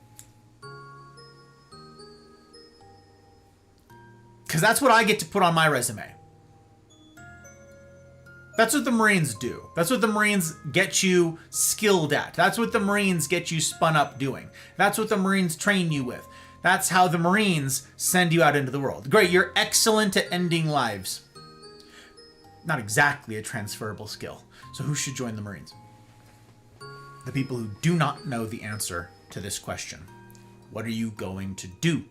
What are you going to be? Who are you? The Marines will answer a lot of the question. We talked about this during the masculine journey. We answer the question of the masculine journey that the Ranger needs to have answered is, do I have what it takes? The Marines will emphatically answer that question for you, and you can carry that with you for the rest of your life. That's great. The Marines will instill in you discipline. They will instill in you a work ethic. They'll beat all that into your brain. But in many ways, unless you're going to make a career of this, unless you're going to drink the Marine Corps Kool-Aid, okay, the Kool-Aid from Mother Corps, and you're going to sign away your life, and you're going to go on and become a gunny, go do first sergeant stuff, you're going to go be a master sergeant, unless you decide, this is going to be my life, which someone's gotta, so, Godspeed, Spider-Man. Unless that's you, joining the Marine Corps is kind of like going to college, in the way that I characterized it earlier. It's not answering the question. Who are you? What are you going to do? Now, if you sign a 4-year contract, there aren't 4-year contracts for the Marines. It's technically a 6-year contract. It's called a 4 and 2. It's 4 years active duty and 2 years inactive. The IRR, Inactive Readiness Reserve. Perhaps that's changed. I doubt it. That's sort of what it's always been. So you have 4 years where you actually do need to do your active duty work and all that jazz. And then there's 2 years where you don't really need to do anything, but if war breaks out, they're going to call you up and you're still on the hook. Okay, so most people don't do anything with those last 2 years, so they call it a 4-year stint, but the contract is technically 6 years. Anyways, in this way, it's very much like college. You're 18, adults in your life say to you, what are you gonna do? If you don't have an answer, you might say, I'm gonna go to college. I'm gonna take out $90,000 in student loan debt and saddle my future self with that because I cannot presently answer the question. Now, if you're going to go to school for medicine, you know you want to be a nurse. And you need the degree in order to do that. You need the piece of paper. The classic example, of course, is engineers. If you're going to be an engineer, you need to take the FE, the Functional Engineering Exam, okay? If you're going to go be a lawyer, you need to go pass the bar. All of that jazz, okay? There are technical certifications, pieces of paper that you must acquire in order to pursue those things. So that is not kicking the can down the road. Typically, those are like the STEM fields, okay? Law and STEM. That's it. You need the piece of paper in order to do that work. I want to be an engineer. Cool. You're going to college. Someone at 18, they ask you at 18, what are you going to do? I want to be an engineer. Ah, so you must be heading off to college. Indeed. Indeed. That's not kicking the can down the road. That's not saddling yourself with future debt and all that. It's a necessary step to practice that job, that career, that work, that pursuit. To do it. You have to do it. It's gate kept. There's no other way. At least not here in the States. Okay? Okay. The Marines is getting 18. Someone says, what are you going to do? I don't know. It's the same as being an English major. It's the same as being an art major. The same as being a music major. The same as being most liberal arts. A history major. A language major, and you don't plan on being an interpreter. All of the liberal arts sorts of things. And there's others outside. I'm going to be a communications major. I'm going to be an anthropology major. I'm going to do it writing. All of that is kicking the can down the road. All of that is you forestalling answering that question. And the Marines are similar. A lot of the other branches can do that too, by the way. I mentioned the good examples, okay? If you're going to join the Navy and you have a specific career in mind, the Navy can equip you to be a nuclear engineer. They can equip you to be a whole bunch of things, right? That's great. Army is the same way. Air Force is the same way. But there are jobs within each of those that are kicking the can down the road. They are sort of dead-end ideas, dead-end jobs that you don't need to do because they don't lead to a career later. That would be, no offense to anybody who's done all these jobs, this is what it is. I also don't mean to offend all the people who've done those majors in school, but you know this to be true, okay? You don't need a history major in the world. It's not a thing. It's great to study history, but that doesn't answer the question of what you will do with your time on the other side of university, okay? So in the military, if you go into admin, do you need certifications and experience and stuff in admin for some career on the other side? The comm shack, personnel type stuff, infantry of any kind, truck driving, motor T in the military. There's a lot of jobs in the military that don't progress anything for you. Now, I say, if you need a work ethic, they're good for that. The military can be great for that. Going through boot camp, going through your MOS school, all of that can be very good, very beneficial for giving you discipline. And that's what I wanted. Okay, I wanted more discipline, but mine was purposed with something else. I was going for officer school. Now, to be an officer in the Marine Corps, you need a bachelor's degree. They don't care what the bachelor's degree is in, just that you have one. Just that you have demonstrated that you can start something and stick to it through to completion. That's what they wanted demonstration of. That's it. And that was my plan, was to go be an officer. Okay? And then I was deployed, and then I had a lot of time in an enlisted infantry life, and I'm like, I don't want to be an officer anymore. I read the books, incidentally, I've got them back here, by Lieutenant Colonel Grossman on killing and on combat, and I was like, I don't want to be an officer anymore. My course changed. My degree became useless as soon as my course changed. I'm going to tie all this back together to how we find our one thing, okay?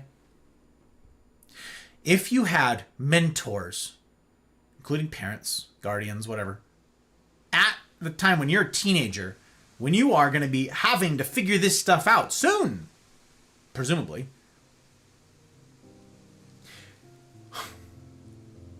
And none of them talked to you about this. It's probably because they never learned this. What you're learning right now. What you are sacrificing your Friday night right now to go through. Because if you can wrap your head around this, this will serve you all of your days, and this will serve the next generation as long as you are willing to teach it. Why weren't you taught it? Again, in many instances, it's because someone doesn't know. My parents didn't know this.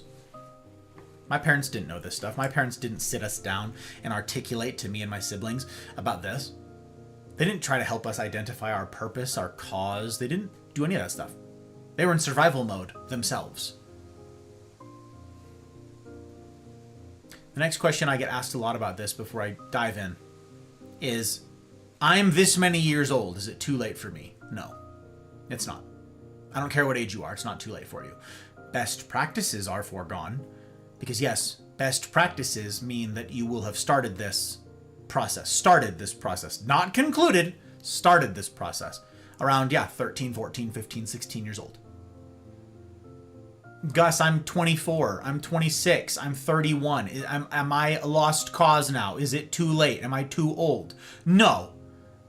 Are best practices behind you? Yes.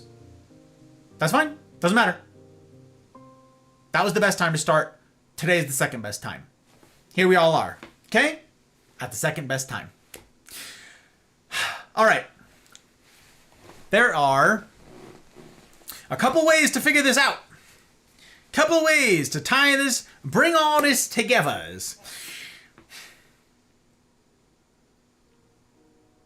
I'm going to paint a picture that I have previously of what entrepreneurs do and how entrepreneurs operate in the world, because it's a great picture of this process. When you are young, veterans of the community, again, will have heard me say before, if you are a teenager and you're living at home with your parents, okay, presumably, most folks are, I know there's a lot of exceptions, I know. You're living at home with your folks, and you're probably not paying rent, right, at 15 years old, at 16 years old. I recommend trying to stream. Why have I said that historically? For those of you who haven't heard me make this case, let me do so briefly. Because you will learn a ton about yourself. That's how I've always answered that question. Because you will learn a ton about the world and about yourself. Tonight, I get to dissect that a little bit. That's what we're purposed with doing now. If you're 40 and you're the primary breadwinner for your home, you're bringing home the bacon, bringing home the cheddar, okay, and you're feeding your family and you've got dependents, kids, do not quit your day job to become a content creator. This business is basically the worst bet that you could make. It's like a sports betting thing, only it's like, it's a 10 to 1. No, this is a 9,500 to 1. And what are those odds of? Of ever making minimum wage. And not immediately. You don't get that. You just lose money out the gate. Just forever. You just gush money. You just bleed money. So if you're the primary breadwinner and you've got dependents, you don't get to just drop what you're doing and try a whole bunch of fun things all of the time anymore. Now you have to be much more measured in what we're going to be talking about tonight. That's why I say best practices is you would be starting this much earlier. When you're 15, however, 16, the stakes are very low. The risk is quite low indeed, because what happens if you fail? And I'm going to say, for all intents and purposes, what happens when you fail? Not if. When you fail. You want to be a content creator, you want to be a streamer, you want to try doing this. Put whatever language to it you want. I want to be an influencer. I want to be a content creator. I want to be a broadcaster. I want to be an artiste. Okay, try that at 15. So that when you fail, you've lost nothing. You don't lose the roof over your head. You don't have bills to pay usually. You don't got utilities that you're on the hook for. And you probably don't have dependents who are counting on you to keep them alive. Risk. While the risk is very small, Risk while the bet is small. That's going to be a theme as we continue tonight. Small bets. Small bets. You guys have heard me say that term before. Tonight we get to tie that in together with this, okay? Small bets. And if I forget to come back to it, please, someone yell at me. Small bets. Small bets.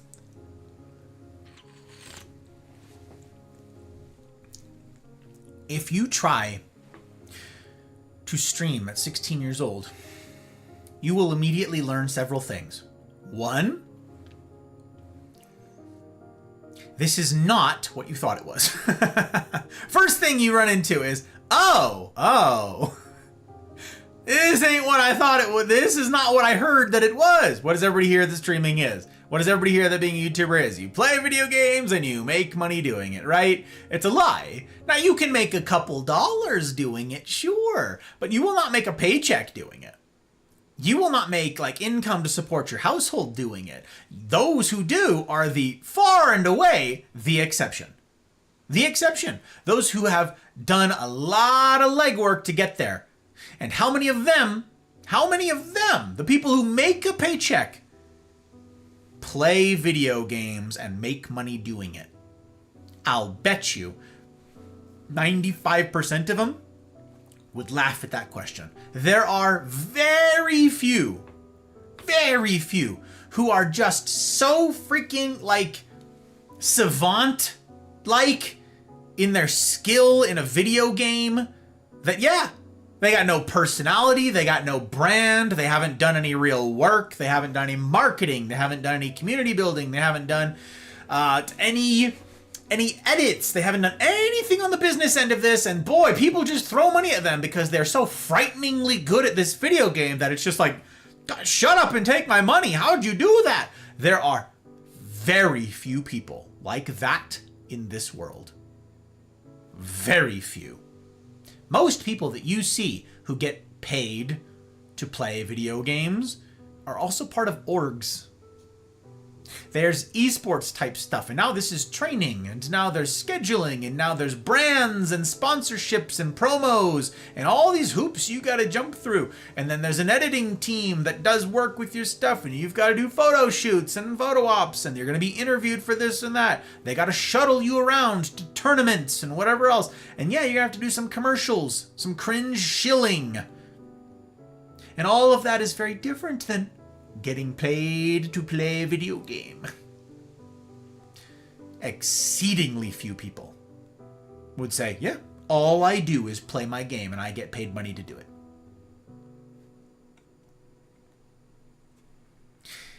So the first thing you learn is that this is far more complicated than that.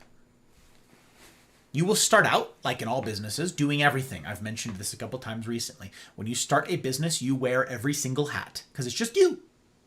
If you are doing a content creator thing, okay, this is it right now. I've learned this recently. I had someone tell me this and I went, oh, that's such an interesting term. They called me the talent. The person who sits here on camera, hello, I am the talent. Okay, I'm the face of this thing. I'm the entertainer. I'm the gamer. I'm the whatever, okay? I'm the front-facing, public-facing portion of this thing. That's me, the talent. But you know what else I am as an entrepreneur? I'm a bookkeeper for this business. Because in order for this to be legal, that is, in order for this thing to not get shut down by the IRS, because it makes money. That's all of you, by the way. Every one of you who's ever received money from Twitch, or from YouTube, or from any of this, you're on the hook for that. For taxes. Taxman can come and get you for all of that. You are, by definition, a sole proprietor, unless you go out of your way to do something different. This is an LLC, for instance. This is a limited liability deal that I got going on, okay? You are a sole prop. Happens automatically. You don't got to sign up for it. You didn't have to sign any paperwork for it. You are a sole proprietor, and you are on the hook for all of that. Now, I said from the start, as soon as I figured out my thing, and that was a process, and we'll talk more about that, I determined you, and this relationship, and what we are doing here together. This is far too important for me to allow it to be shut down by Taxman. So, right out of the gate, everything needed to be legal. Everything. Every penny that I have ever processed from any tips that you guys have given, using the tip system, anything through Rumble, any of the stuff through Coffee or Patreon, buying merch, every single dime that has come through this project is accounted for and legal. All of it. This is too important for it to be any other way. So I'm the talent, sure. I'm also the bookkeeper. I'm also my tax guy. Because I got to when you're an entrepreneur, you have to file your own taxes. Yeah, you could pay somebody to do it. You got that money? For someone to go through your books? Did you keep your own books well enough such that your tax person can do it? If you do hire a tax person, did you keep receipts? Do you have logs of everything? What about your mileage? What about your business use percentages? What about maybe you need to hire a bookkeeper? You got the money for that? You got the money for a bookkeeper and a tax person? We haven't even talked about running the business yet. This is just compliance. What about any lawyers that you might need for compliance? For checking boxes for liability? Consultants, what about any of that? Okay. Right out of the gate, you find out that you need to wear quite a few hats. You are the talent, sure, but you are also bookkeeper, your own tax guy, sound engineer. You are the tech setup and teardown. You're your own roadie. Okay? You're also your own marketing, your own statistics analysis. You are your own promoter. You are your own manager, your own agent. You are also the janitor. You are also the interior designer, the decorator. You are also so many things. Everything. You wear all of those hats. If you're 15 years old, if you're 16 years old, you find out right away a lot of this about life. And if you're intentional, you also find this out about every other job that you do. I want you to follow me here, okay? Because many of you do not do this. You never have. No matter how old you are. Most of us have never been trained to think this way. Most of us have never processed this information this way. So follow me here, okay? Especially if you're younger. And you're like, you're 18 years old, 19 years old. You're here listening to this, 20 years old right now. And you're like, yeah, I'm just in this throwaway job right now. A what?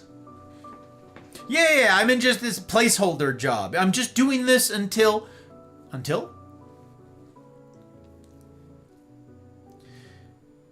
Every single job that you do, and I don't just mean a paid job.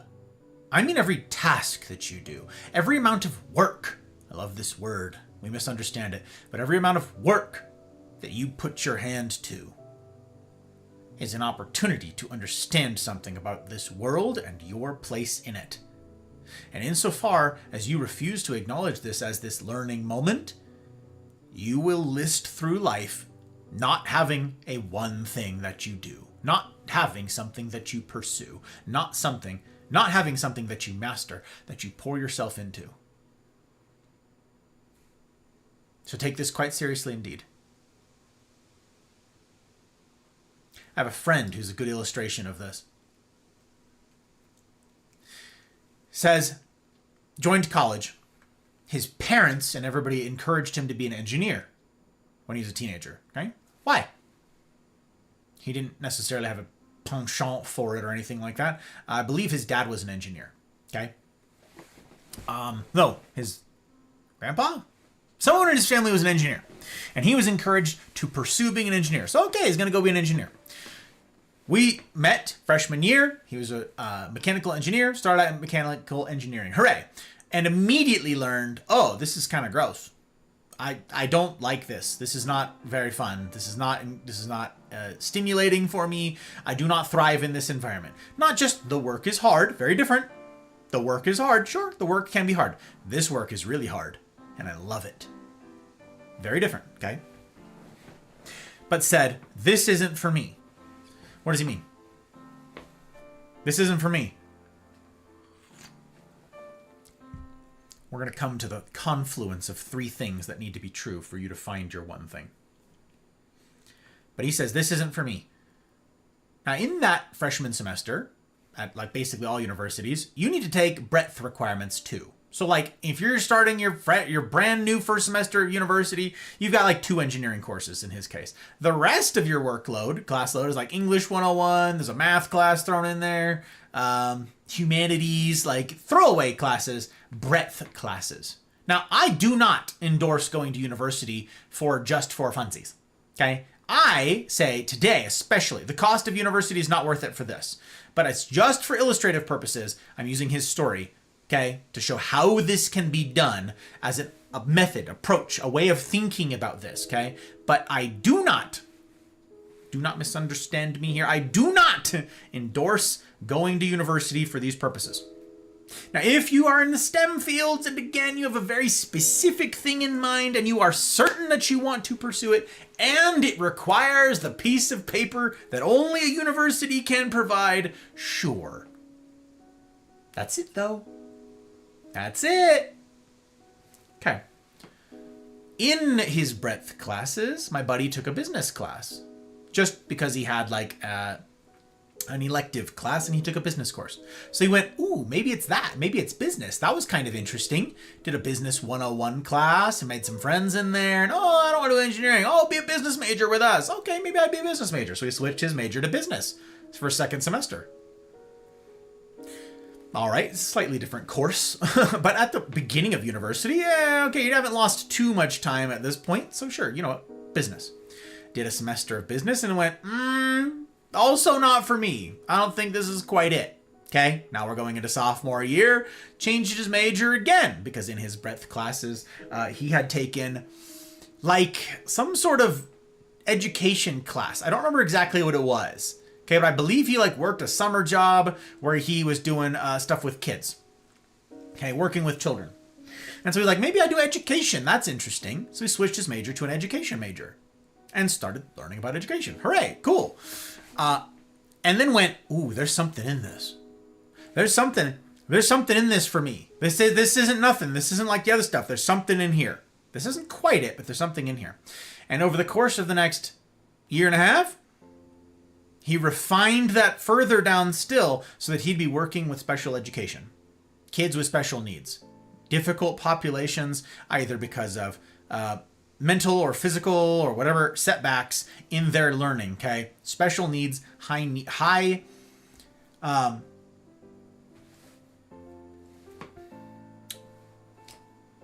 people with high burdens, high obstacles to learning, okay? Special needs populations for education. And then he went on to pursue this with excellence. He went on to dedicate his time and his life and his one thing, what he pursued, what he went into mastery on, was education. He went to work with special populations of students, different age ranges, until he found something, and then boom, he settled on in, and boy, howdy, he got to work serving people and being a value-add proposition to this world. But it was a long road for him to get there. Didn't graduate on time either. Changing your major a bunch will do that. And, you know, graduated with $65,000 in student loan debt. Which is why, again, I do not recommend going to university to answer this question. I will tell you how to circumvent that, okay? That's what we're doing now.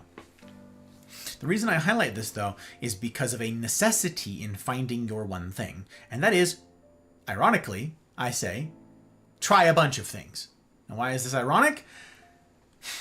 Because most of us are half-assing everything. Most of us are doing so many things. And I say us, I'm in those too now, right? Right now, I'm living in a season where this is certainly true of me. I said to you that I am the janitor, I'm the talent, I'm the money guy, I'm the planning guy, I'm the marketing guy, I'm the media guy, I'm the guy for all the crap.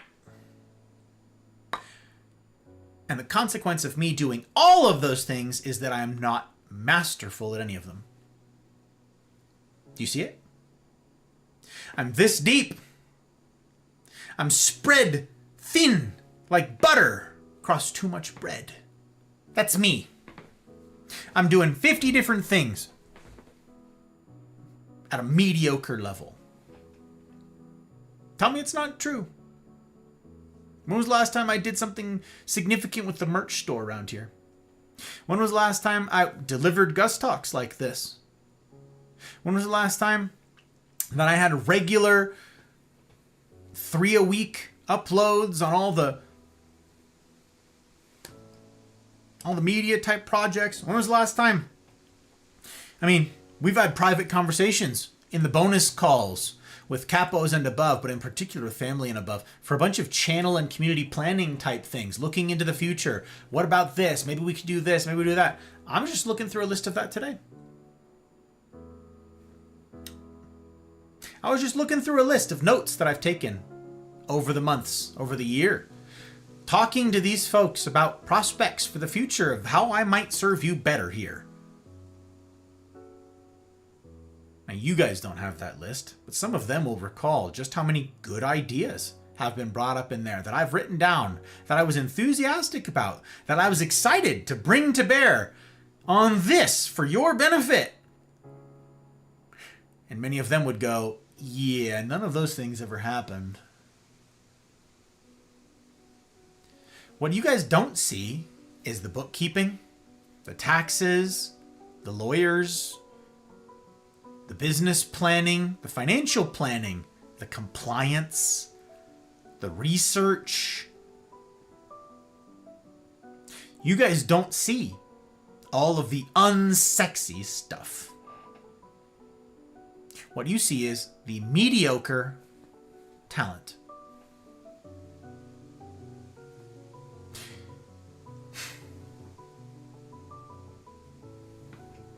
We all do a lot of this with our lives.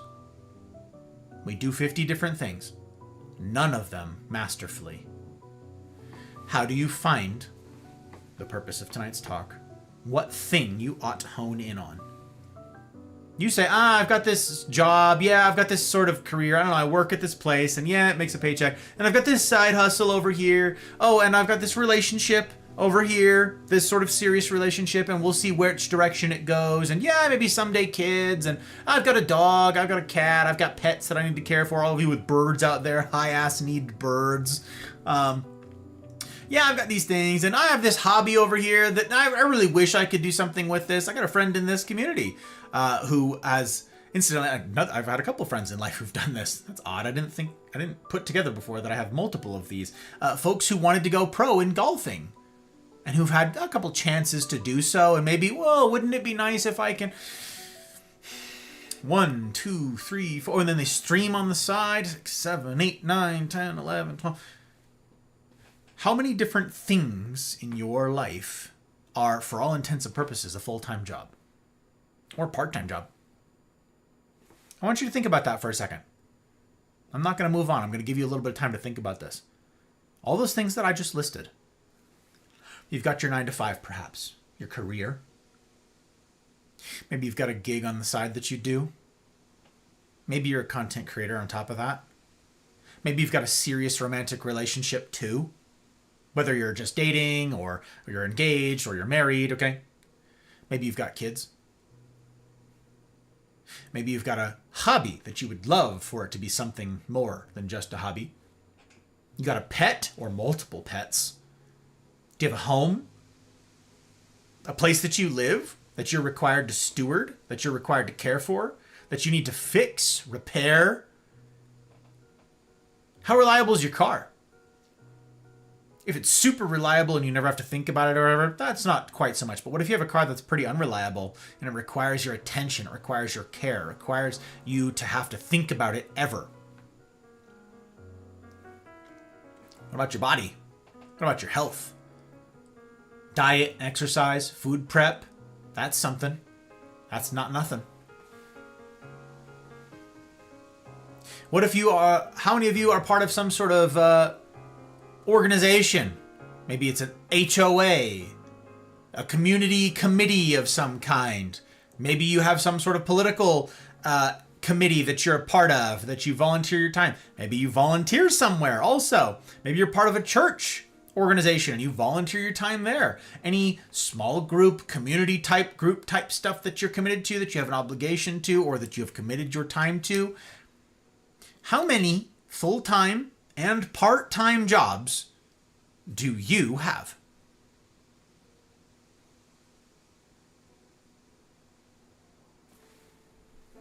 Rhetorical question. You don't got to put it in chat. Think about that, though.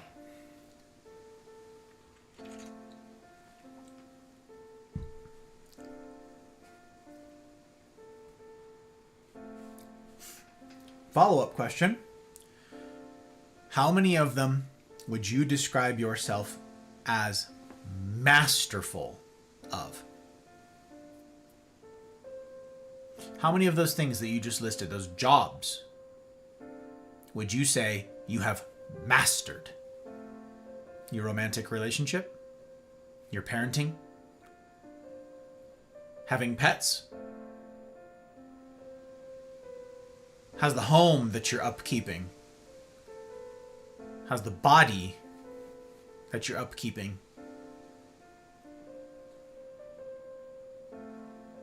How's the brain that you're upkeeping? With continued study, with continued sharpening, challenging. What about your relationships outside of your romantic ones?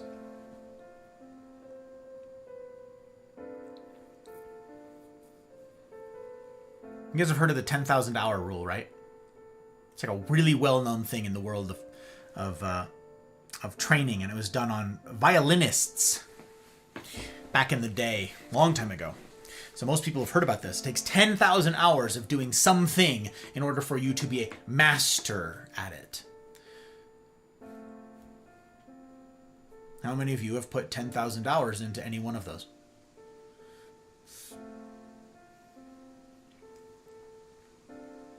Now, especially if you're 19 or 20 years old, you haven't put 10,000 hours into really anything, have you? And the exception to that would be Olympians. And there's a reason we look to Olympians and go and we marvel at them, right? It's like, wow, they're 16, 17 years old, some of them. And they are the best that they're the best at this task. Why are they so good? Because it's all they do. If you're that young, if you're 15, 16, 17, 18 years old, and you're an Olympian of some sport, you've done nothing else. You're a master at this thing. It's incredible what you've done. I'd hate to see your test scores. What do your relationships look like? What about your romantic relationships or interests? You got any of those? You have any wisdom in life? How book smart are you? What else have you done? What breadth do you have? Now, I'm not going to sit here and poo-poo the Olympian. Don't mistake me here. My point is that mastery came at a cost. It came at a cost of all else. It came at a cost of any relationships you might have pursued, at book learning and all the rest of it that maybe you had an interest in doing. At that age, you only have so many hours lived, and you've spent all of the waking ones pursuing this one thing. And you achieve mastery at a cost. Now, some of you, most of us, have, again, listed through life, never mastering anything. We're mediocre at best at everything we've ever done. Oh, sure, we've put in a lot of hours. The thing about that 10,000 hours, people don't want to talk about the whole study and the actual findings of the guy who conducted it, but there's some slightly different wording here. It's not just 10,000 hours. It's 10,000 hours of focused, intentional practice. Focused, intentional practice. Not just you happened to do it. For the violinists that were in the study, it wasn't just, oh, you were attending a class and you're sort of half paying attention. It was nope. Focused, excluding other things, not having your attention pulled in 10 different ways while you're doing it. Focused, doors closed, headphones in, practicing your art, practicing your craft. 10,000 hours of that. Not just you happen to have worked 10,000 hours and I can't believe they keep me here. I can't believe I haven't been fired yet. It's amazing that I haven't lost my job. I sleepwalk through it. I show up. I phone it in. I whatever. Nope. Not a master. Not a master. Also, you could have streamed, and this is going to bother some folks. I'm sorry. That's the loving truths of all of this. And again, this is something that I talk about in my mission statement, okay? If you guys aren't in the Mafia community, I encourage you to check out the Discord, okay? Links in the usual places for the Discord. And go up to the top left of the Discord and look at the Mafia Manifesto. It spells out the spirit that powers this whole thing, this whole project, and animates me, okay? But this is the mission statement, sort of the PIVy, sort of thesis mission statement at the heart of it. Okay, this is what I aim to do. Hard truths and loving encouragement, both. So this is going to hurt some people. But just because you've streamed for 5, 6, 7, 8, 10 years does not mean that you are a master of streaming. It does not mean you have mastered content creation. It does not mean you are a master entertainer. It does not mean that you are a master at running a business like this. There are lots of folks out there who have certainly streamed for thousands and thousands and thousands of hours, and they don't know the first thing about running a business because they've not intentionally pursued learning that. They say and have maintained, I'm going to play video games and make money doing it. And again, if this is a hobby, fine. You'll make a couple bucks doing it. That does not make you a master entrepreneur. That's not 10,000 hours that were of concerted, focused, intentional effort toward mastery of something. It's very different. So you can waste a lot of time of unfocused effort and never get closer to mastery. This won't happen by accident. That's the short version of all that. This won't happen by accident, okay? It takes intentionality. So, most of us do tons and tons and tons of different things, none of which have our full attention. None of which we pursue with undivided, focus. None of which are we on the road to mastery in. Why then will I laud my friend's story of bouncing from thing to thing to thing to thing? Why then will I encourage people to go try, at a young age, of course, especially when the risks are low and the stakes are low, try being an entrepreneur, where they will, as a matter of course, by my own say-so, be forced to wear 10 different hats right out of the gate. Why? Why would I encourage such a thing? This is part of the winnowing process. How do you know what you are, what ought you do? I said I was going to come back to 3 things. And it's the confluence of these 3 things, where these 3 ideas intersect, that will define your one thing. And here they are.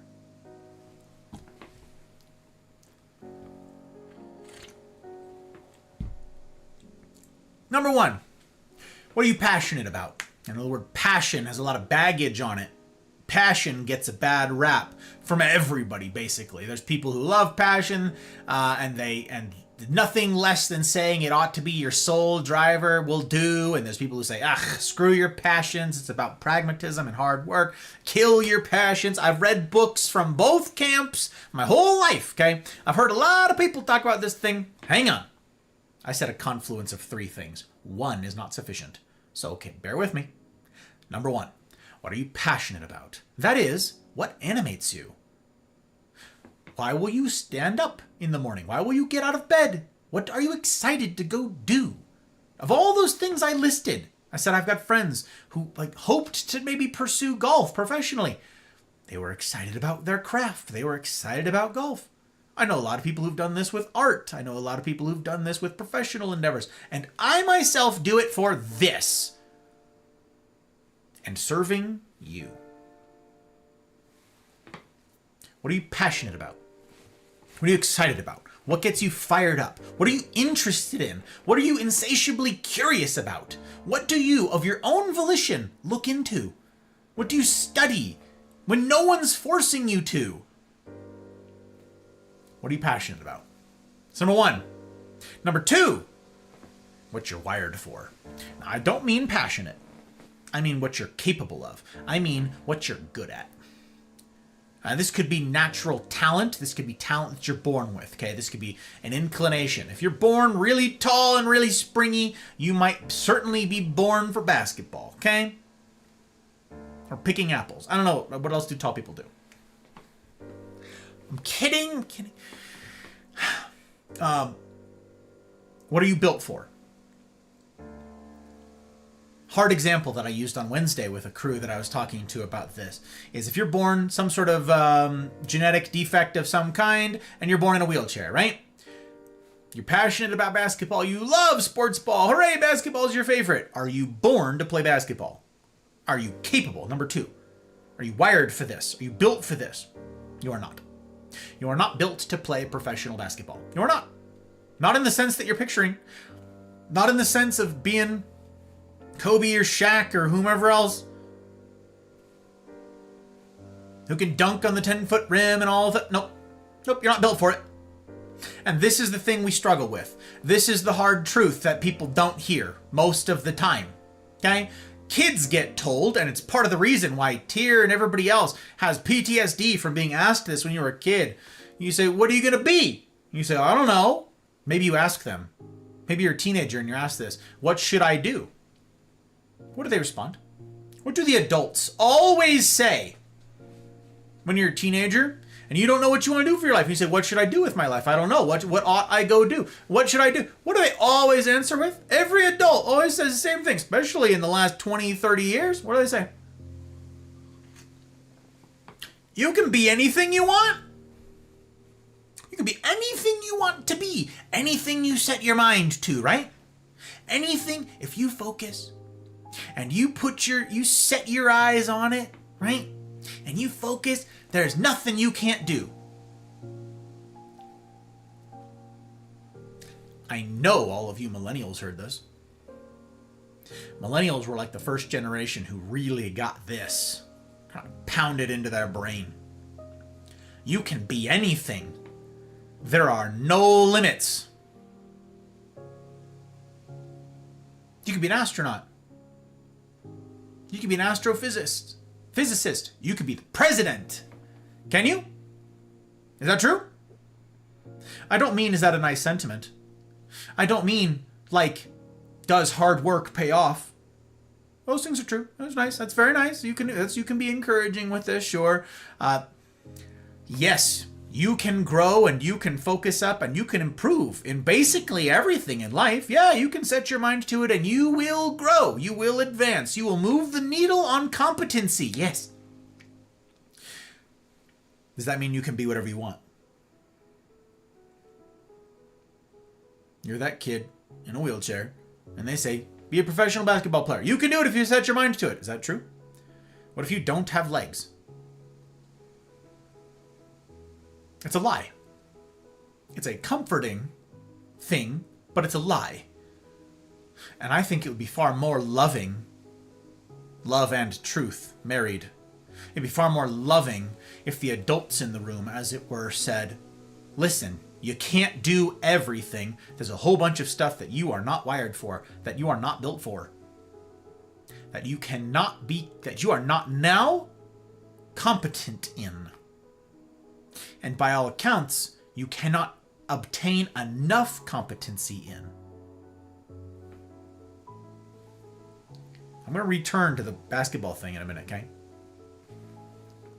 First thing, passion. What animates you? What gets you fired up? What gets you curious? What gets you interested? 2, we've got a lot to dissect in these things. 2, competence. What are you capable of? What are you built for? And I do mean literally. Physically built for. And 3, opportunity. I mentioned a couple weeks ago when I talked about this, there are a couple kinds of people in the world who look at I was talking about Rumble at the time. I said there are 2 types of people. This is an oversimplification, but for our purposes, it works perfectly. 2 types of people. One looks at Rumble and goes, it's a wasteland. There's nothing on it. I guess I'll leave. There's nothing here. It's an empty lot. Off I go. to go find a place that's not so empty. And then a second person who goes, oh, there's nothing here. Oh, gap in the market. There's an opportunity here. Something could be done with this. Oh, wait a minute. You're telling me that there's no this or this or this or... You're walking down the street and there's an empty lot somewhere. And someone goes, first type of person goes, hey, look, it's an empty lot. There's nothing there. Nothing to see here.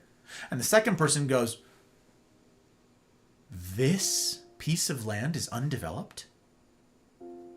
Looks around, across the street from, with the access from this highway and here and the footpath that, oh, you're telling me that no one has yet grabbed hold of the opportunity to build or to do. Two types of people. Opportunity. I mentioned earlier that some of you get passionate about art, passionate about golf or your sport or your hobby of some kind, okay? Gaming could fit into this category. You get excited about playing a game. Okay. This is why it needs to be the confluence of three things. Passion, competency, capabilities, wiring, and opportunity. Is there a market? You say, as I once did. Make this personal.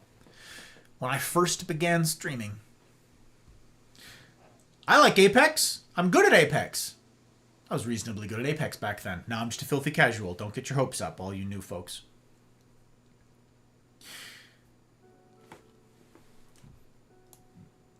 I'm going to play Apex and make money doing it. I had passion.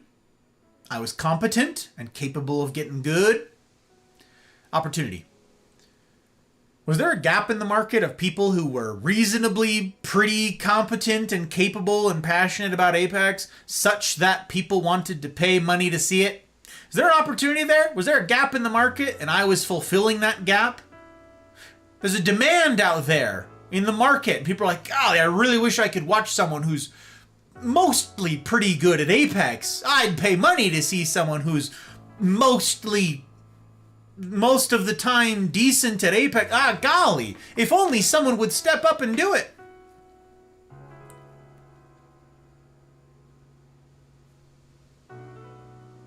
That's why my one thing is not playing Apex professionally or semi-professionally.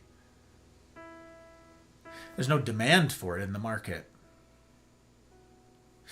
And, though I was passionate about it, that second bit is tenuous too. That second bit, the competence, this was a hard truth again, and it'll be a hard truth for some of you to hear. It's something that I had to face back then as well. I ain't getting any younger. Back then, I was looking at being stacked up against the likes of teenagers who had been playing tactical shooters with pixel perfect accuracy and muscle memory and hand-eye coordination. They'd already got thousands and thousands and thousands of hours while they're living at home, not paying rent, not paying for utilities, not pursuing anything else, getting good at clicking on pixels. As muscle memory. Didn't have to think too much about it, didn't have to do it was just automatic. They're freaky good at the game. And their reflexes are still intact because they're young. What happens as you get older to your reflexes? And they fall apart. I was passionate, but I was already, let's be real, too old. Too old to be a competitive Apex player and stand up to the likes of 17, 18, and 19-year-olds who'd been doing this nonstop since they were 10 and still had their reflexes. Even if I put in every waking hour, even if I had put in thousands and thousands and thousands and thousands of hours of concerted effort in Apex, I was 10 years too late and 10 years too old. I was passionate. But maybe I give myself half of a point on competence just because of my age. Gotta be honest. Can I physically compete here anymore? Same thing goes for any of you who are thinking about sports ball. Oh yeah, I'd go semi-pro. I could still go pro in insert sports ball reference here. Could you? At 30? 35? 40? Or is it a young man's game? And a gap in the market. Is there opportunity? No. It's like the most oversaturated market ever. And when I was doing this, when I was doing competitive Apex, my competition was literally tens of thousands of people on any given server, younger and more motivated than me. I already had a relationship. I was already married. Relationship I take quite seriously. Took very seriously then. Take quite seriously now. That's a full-time job. I was in the military. My time was split. Distracted. Spent time doing there. Going to school. Becoming competent in all of that. Retraining. Reclassifying my MOS. And all of the...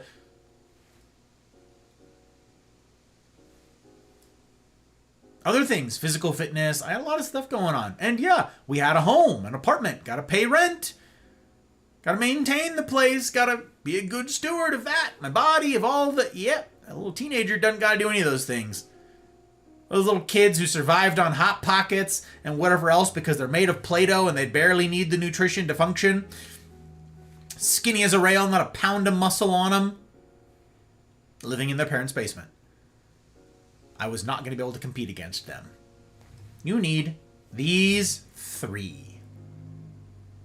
So, okay. Why then do I again celebrate being an entrepreneur?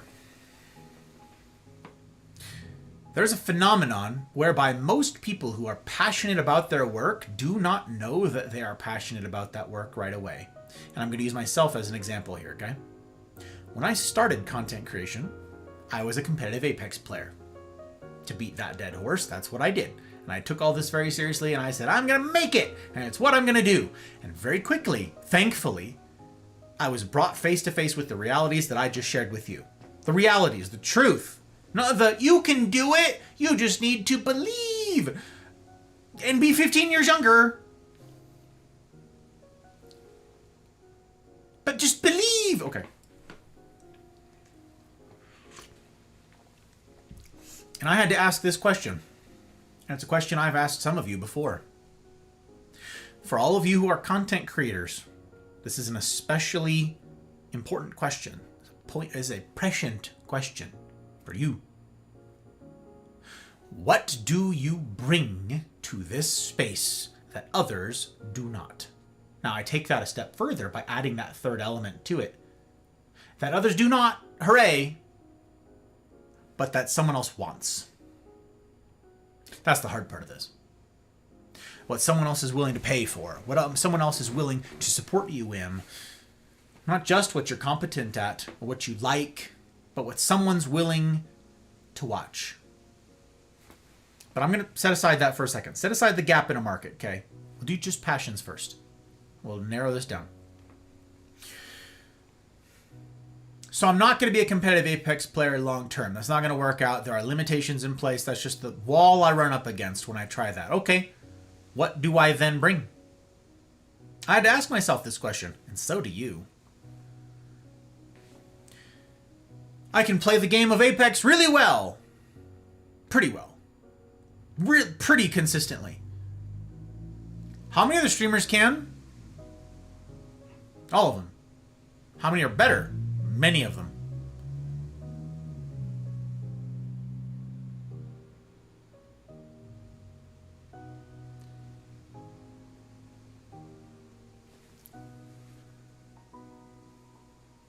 What do I bring? What do I have to offer the internet is another way that I put it back then. And Hot Riot and I had a sit down about this whole thing. And I asked her, why would somebody watch me play Apex? And when we dissect this, the honest answer to the question is they wouldn't. Not with all the other options that are out there of better people they can watch. So, let's get brass tacks here. Let's get brutal. Why would someone watch me play? Because they're my friend. Because they're nice. They want to help out a buddy. They want to help out a friend. And many of you fit in this box. And if your heart for this is, well, okay, I'm just here to make a couple bucks from Twitch. I'm not trying to make a career out of it. It's a hobby, and it's really neat that I get paid 50 bucks every so often for doing it. Great, fine. The fact that your friends got a tab pulled up for you so that you can make free 50 bucks every so often, excellent, awesome. Pays to have friends, literally. That's awesome, good for you. But if I had to answer that question, and I was trying to make a career out of this, why would people watch me? Because they're being nice. Because they're being homies. Maybe it's pity. Again, if I'm just after making a couple bucks, none of that matters. But the hard truth of it is, this was never going to go anywhere. This was never going to pay any bills from a couple people showing pity or being nice. It's also not like what the question to this, like the answer to this question, where the confluence of these three things are in your life, it doesn't answer that question. This doesn't help in any way. This is sort of a kicking the can down the road. This is keeping you alive. This is keeping the corpse warm. There's no life in that. So I asked her, what do I do? What do I bring, babe? I've been in the military for a long time at that point. Could I have done something with that on streaming? Not really. I didn't have any of the infrastructure or the know-how or any real inclination to do that.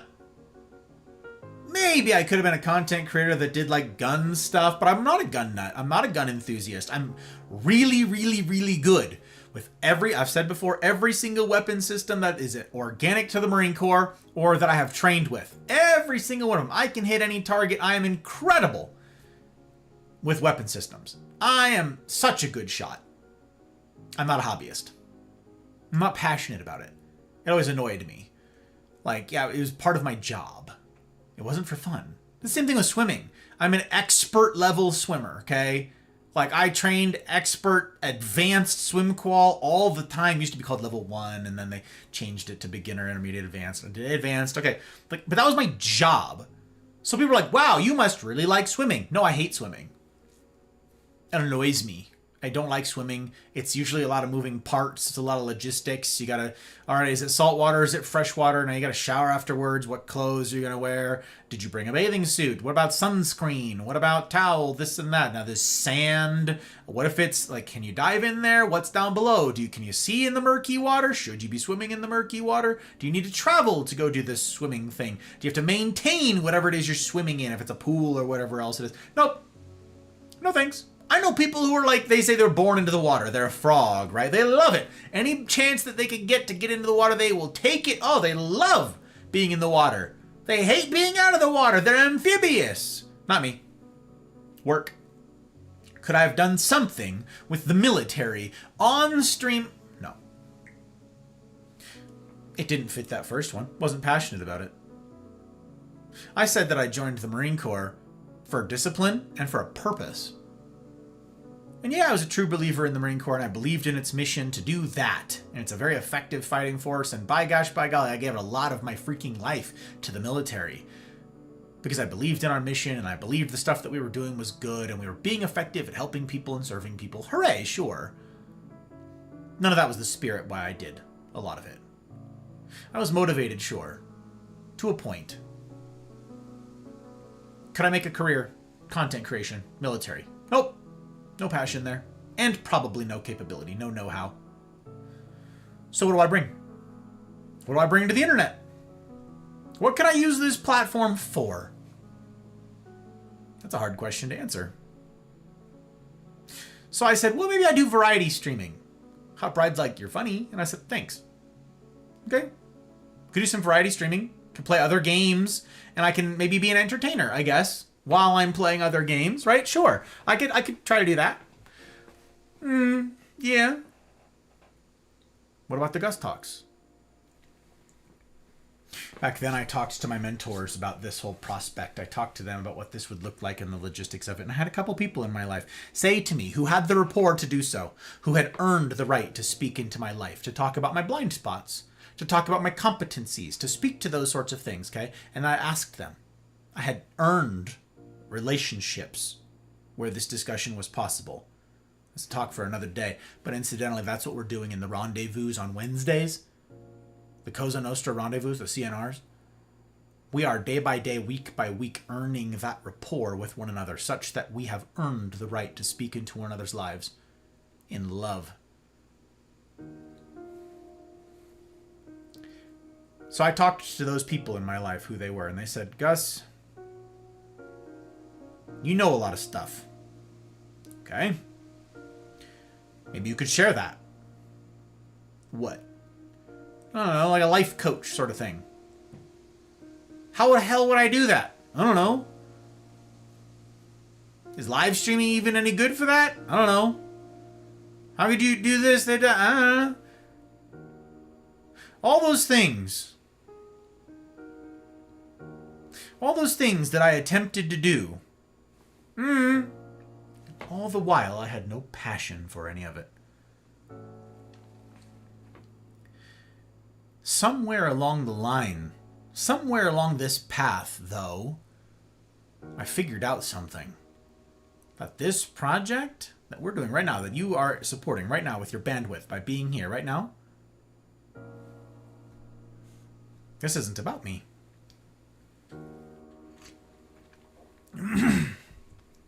I figured out that the most important part of this project was serving you.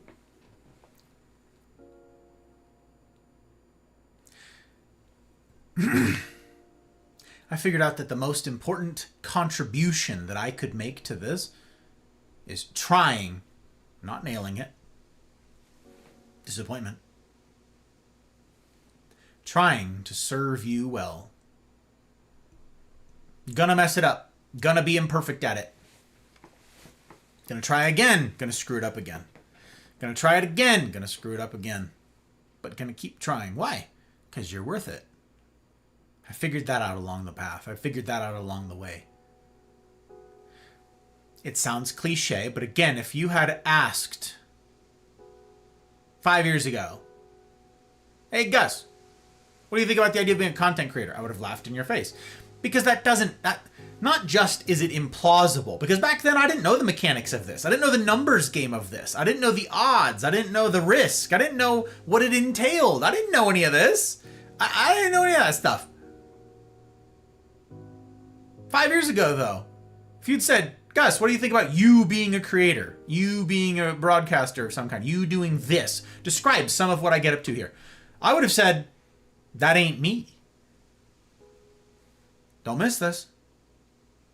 I would have said, me, Gus, who talks to you about this all the time, incessantly. John, blue in the face, blue in the suit. Nah, that ain't me.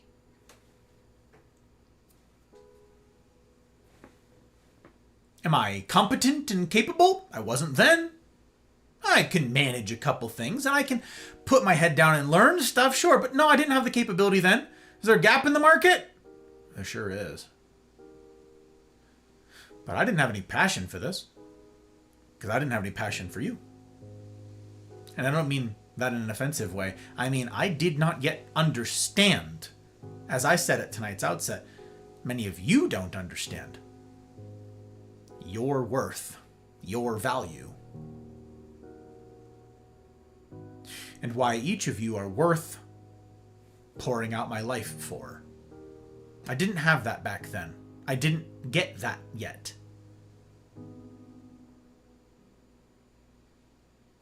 So no, I did not have passion for this.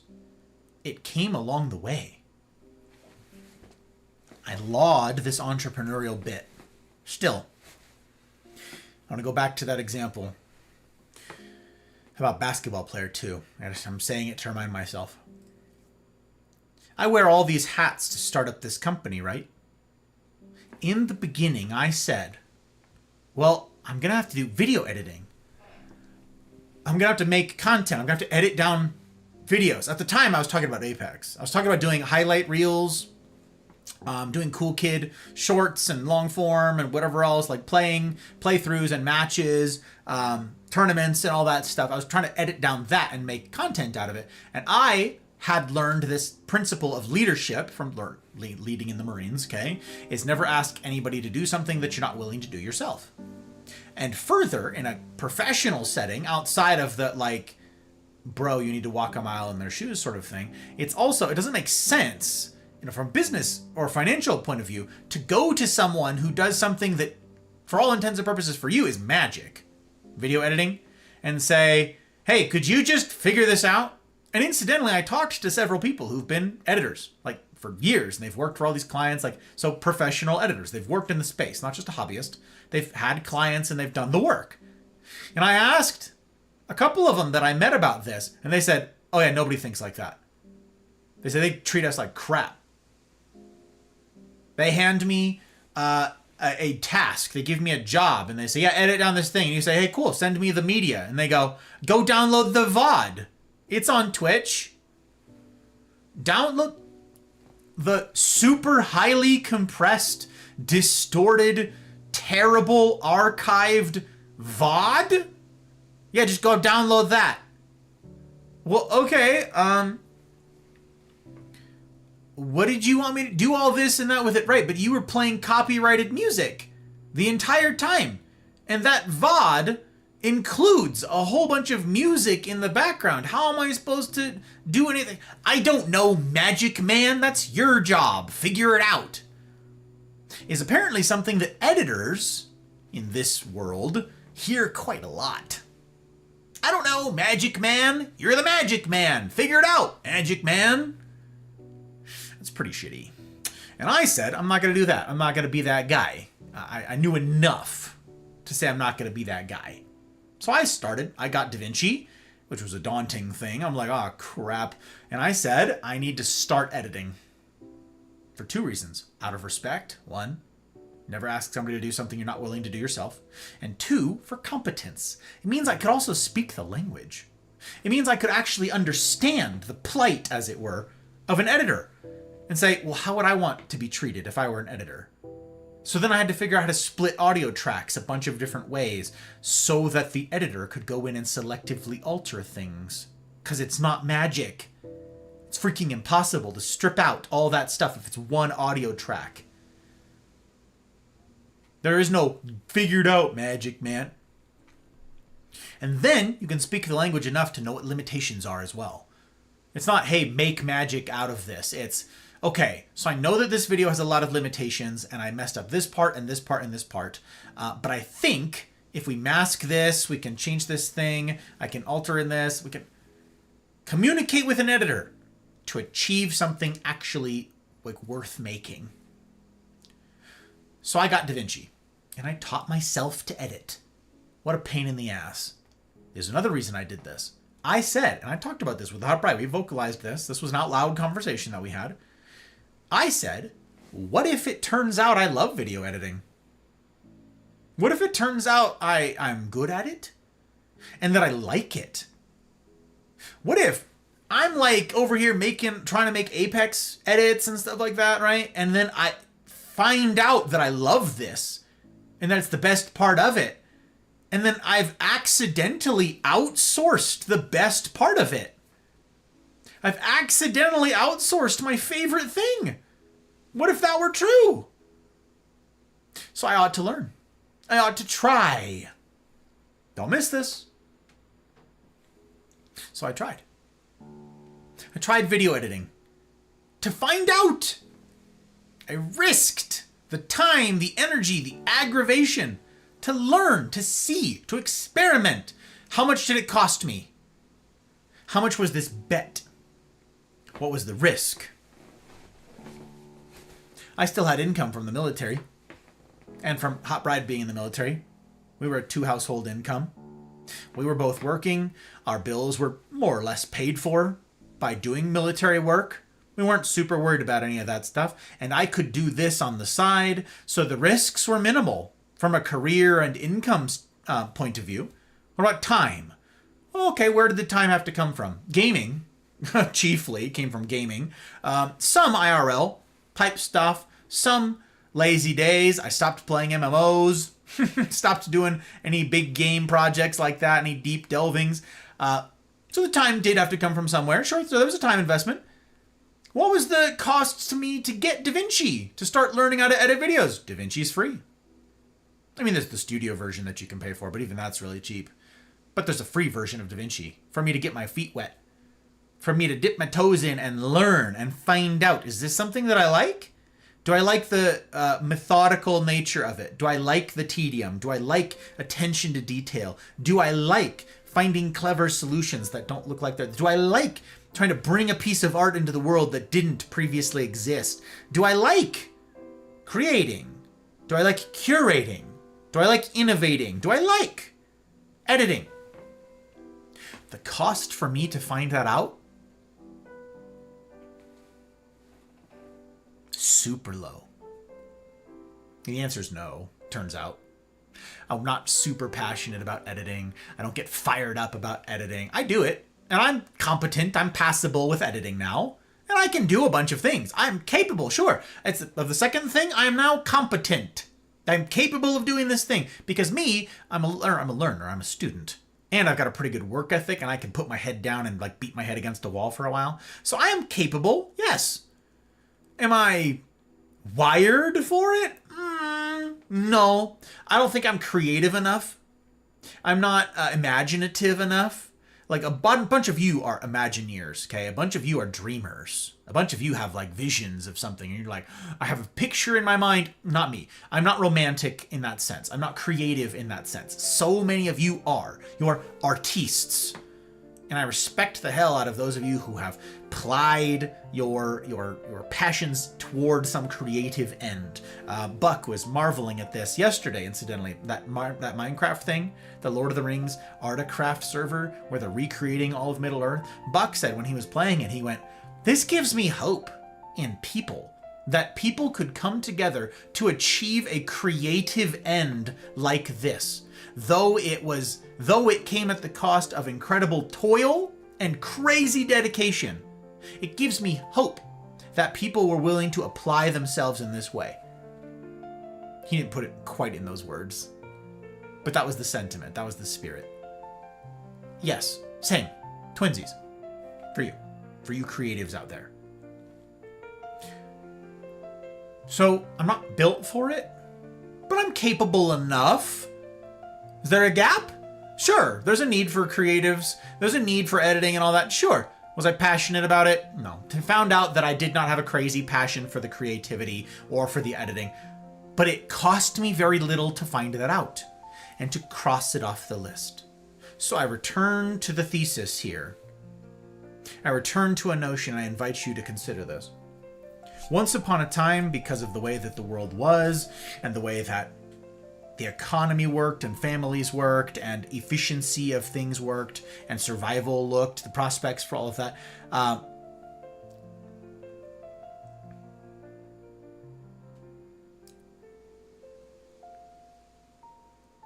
Trotsky, it's good to see you. Hello. Jack, it's good to see you. Bob, hello. Bruce, hello.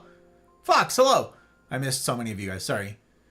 I saw, and Mapler. Hello, Mapler. I just looked over here and I'm like, I missed a bunch of you. Sorry. Rumble won't let me gift subs.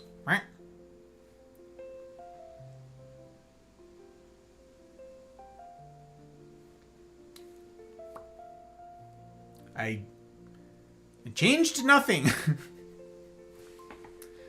Pretty sure I changed nothing.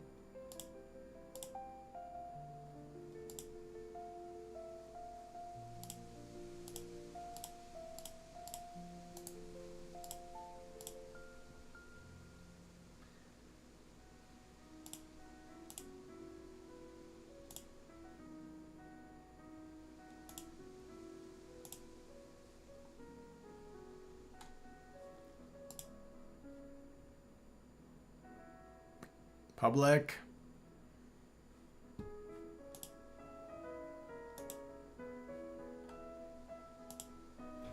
Hello? Very kind sentiment. Trotsky, it's good to see you, my friend. Can we talk? Call out. Let's do it. Call out Trotsky when we sees him. It's good to see you, my friend. Good to have you in. Good to have you in. Oi. Good to see you forever. Welcome, welcome. I'm missing a bunch of chat, you guys. Keep telling me I can't process payment. I don't know why. Probably a me problem. Okay. They're cutting off your generosity, my dude. They're saying no. Okay. I'm going to hold forth again. I'm going to lose my train of thought. Once upon a time, because of survival and the way that the world worked and finances worked and that just general survivability worked and all that jazz, your options were limited. Your options for what you could pursue were limited. Okay, it's a pretty narrow scope. Now we face the opposite problem. Now, we have an abundance of options. You blocked my raid, DK. Oi! That's very kind, sir. That is very kind indeed that you would deign to do such a thing. I am grateful, my friend. A kind sentiment indeed. Yes, tonight we're in something of a serious lecture. And when we do the serious lectures, I disable raids. I know it hurts my business and all that jazz, and I know it hurts networking opportunity, and I know it offends and harms some of you guys. And for that, I'm very sorry to let you down, to disappoint you. But on Friday nights, I tend to lock in. You see the little banner running along the bottom here and all of that. When I have this showing, I've disabled raids because of the more weighty subject material. Of course, if I'm going to receive a raid, let alone from someone like you in the fabulous DK community, it's a hype occasion. Very often the seriousness and the hype clash, and the gears grind quite hard, because we're down in the depths of something quite deep, and we're mid-lecture here. And so it clashes with the rate of me wanting to welcome you guys properly, and I won't get to do a very good job of it, and you guys deserve better. You deserve better than my missing a bunch of chat, blowing you guys off, because that's certainly what it would look like from the outside. Is me blowing you guys off. Not seeing chat, not acknowledging you guys, none of that. Like, that's Friday nights typically have a lot of heaviness, and it includes this. So, yes, raids are disabled. I'm very sorry. General rule of thumb is if you see this banner on the bottom of the screen, raids are probably disabled. Yes, for the Gus Talks. We're talking about how to find out what you ought to be pursuing with your life. What your one thing is that you ought to apply yourself and mastery toward. That's what we're doing. That's what we're doing here tonight. And yeah, we're down in the depths of it. So I can't recap all the places we've gone. But happy to have you guys. I hope that your stream treated you right. I hope that the work treated you okay. And that yesterday turned around. I haven't even got to follow up with you then. Or since then. But I hope that last night got better. I didn't even get to hear all the tea. I didn't even get to hear what all happened. But I hope that putting something cool on your forehead helped. But I appreciate the sentiment. That is no small thing that you would choose of all the people you know, my friend, to raid me again. That's humbling. That's humbling. EDK, it's very good to see you, my friend. Very good to see you, EDK. Speaking of fabulous humans, thank you. Means an awful lot, you guys. An awful lot.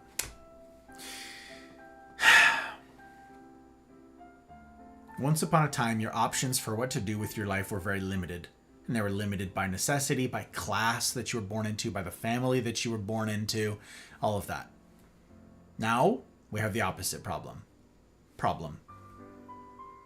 Now, the sky's the limit. You can do anything, right? How do we narrow that down?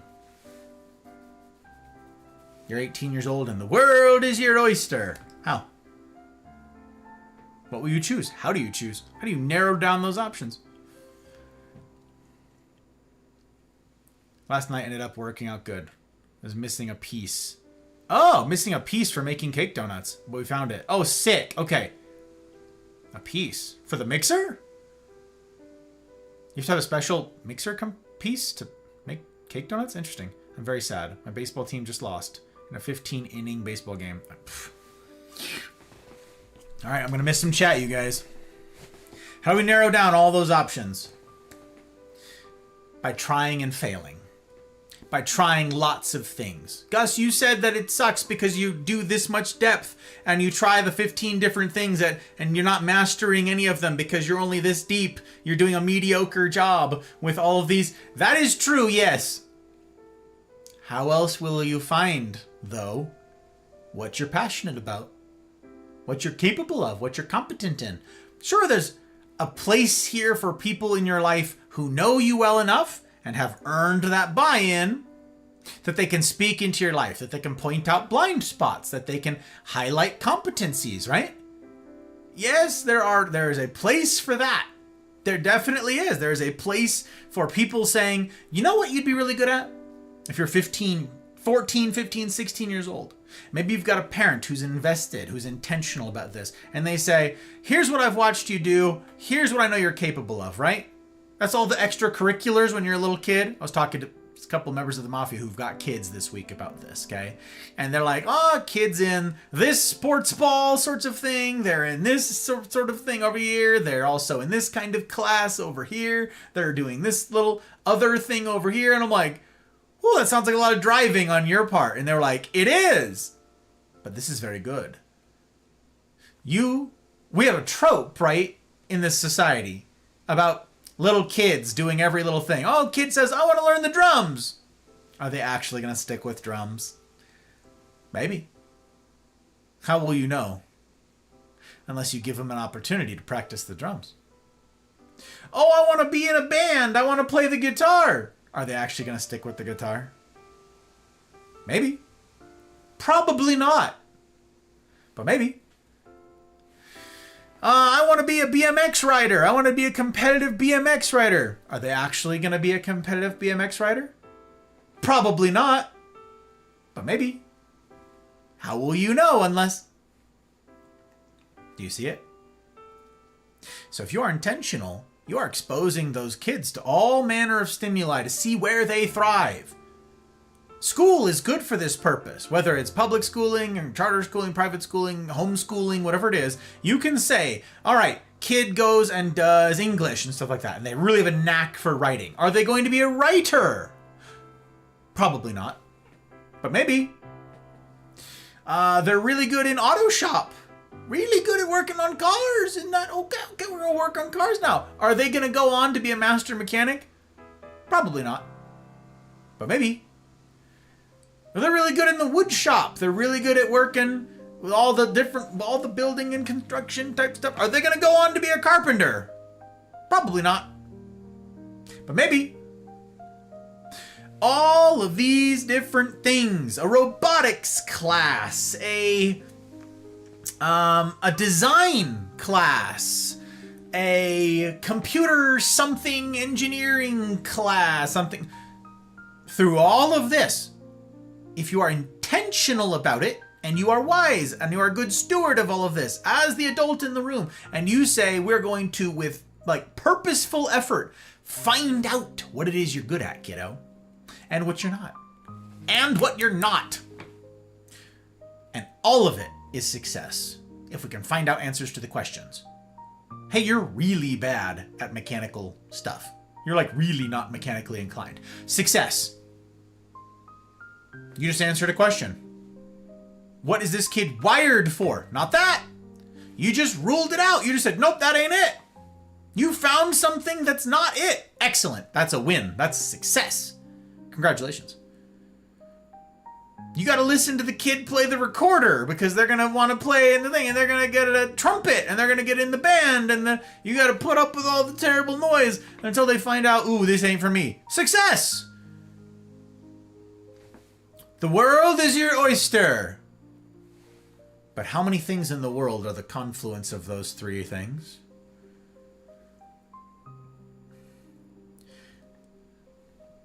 Is there a demand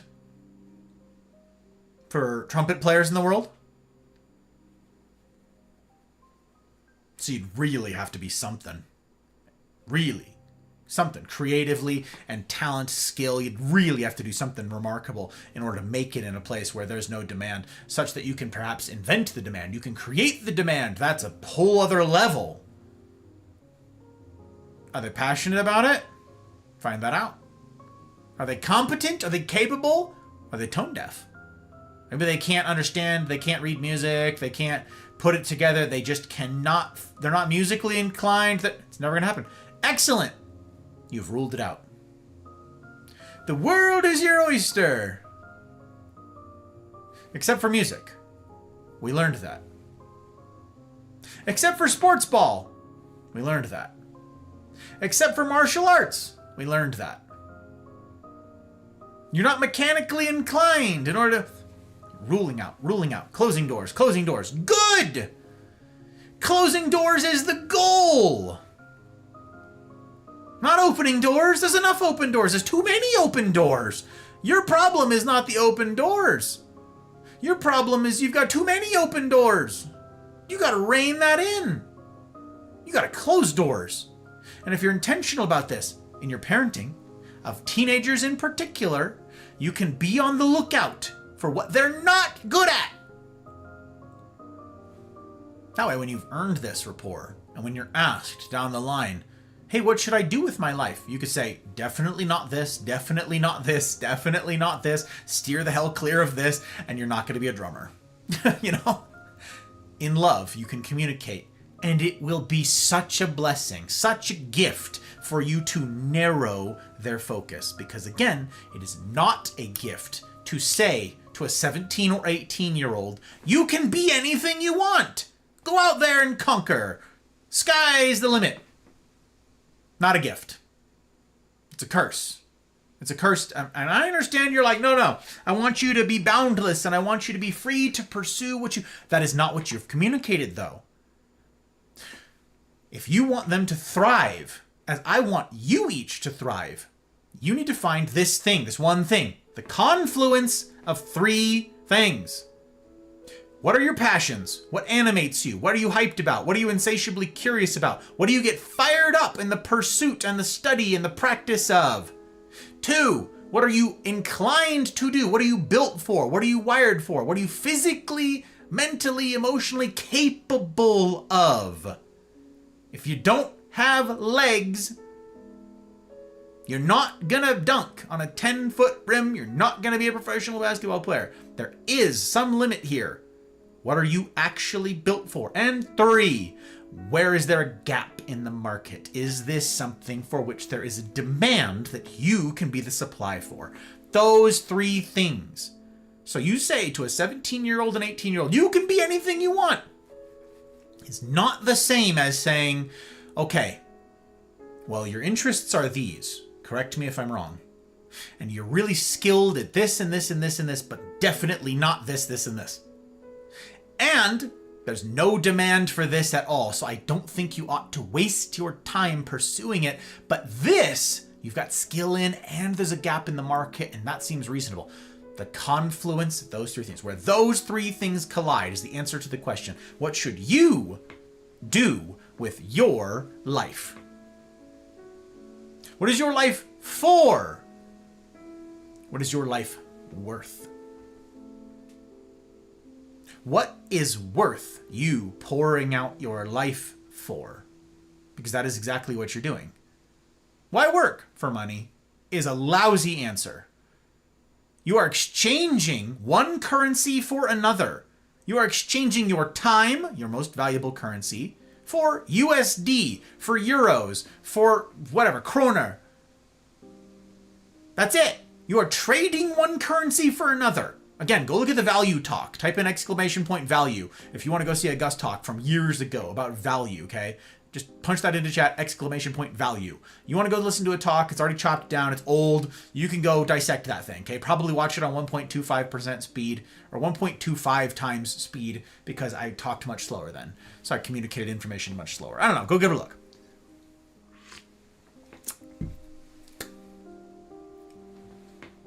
You're trading time for currency, for money, for US dollars. That's it.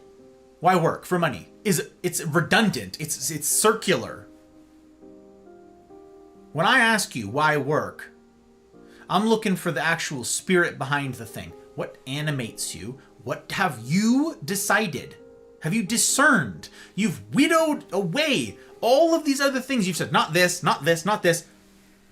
this. There it is. That's what my life is worth. And that's what I did with you. I started as a competitive Apex player and had to go, this is not worth my life. This is not worth my time. And it is, the three things do not collide here. Sure, there's some passion. There's some skill. There's no market. Nope, that ain't it. But this, years later, which is why it took so long to get the Mafia Manifesto published, you guys. To put words to this. And again, if you want to know what those words are, join the Discord and look in the top left. Look in the top left of the Discord. Find the Mafia Manifesto. Read it. It's long. Read it. Those are the words that I carefully, they're not exhaustive. They're just not. It'd be a book. But it's a really good summary of what I have landed on. And that is you. Benefiting you. Serving you. Being a value add proposition to you. Training you. Encouraging you. Building you up. Helping you to figure out what to say no to. With whatever skill I can muster. With whatever communication. With whatever heart and whatever enthusiasm I can bring to bear. Benefiting you. Yeah, we lack that. I learned that I'm passionate about serving you. I work each day to be competent and capable of this, and I have the capabilities of being a communicator. I have the ability to talk and to study and to learn all of this and to convey information, to teach. And there is certainly a gap in people who are willing to do this in good faith, who are willing to say no to $90,000 a year like I did, leaving the military to serve you. There's certainly a demand for people who need love. Love in truth. Truth in love. Both. There's certainly a lack of that in this world. People who are doing that. People who are doing that with some modicum of skill. And then there is certainly a demand for it because each of you have shown me, in no small number of cases, in all of my personal interactions with you, shallow and deep, that you've not heard a lot of this.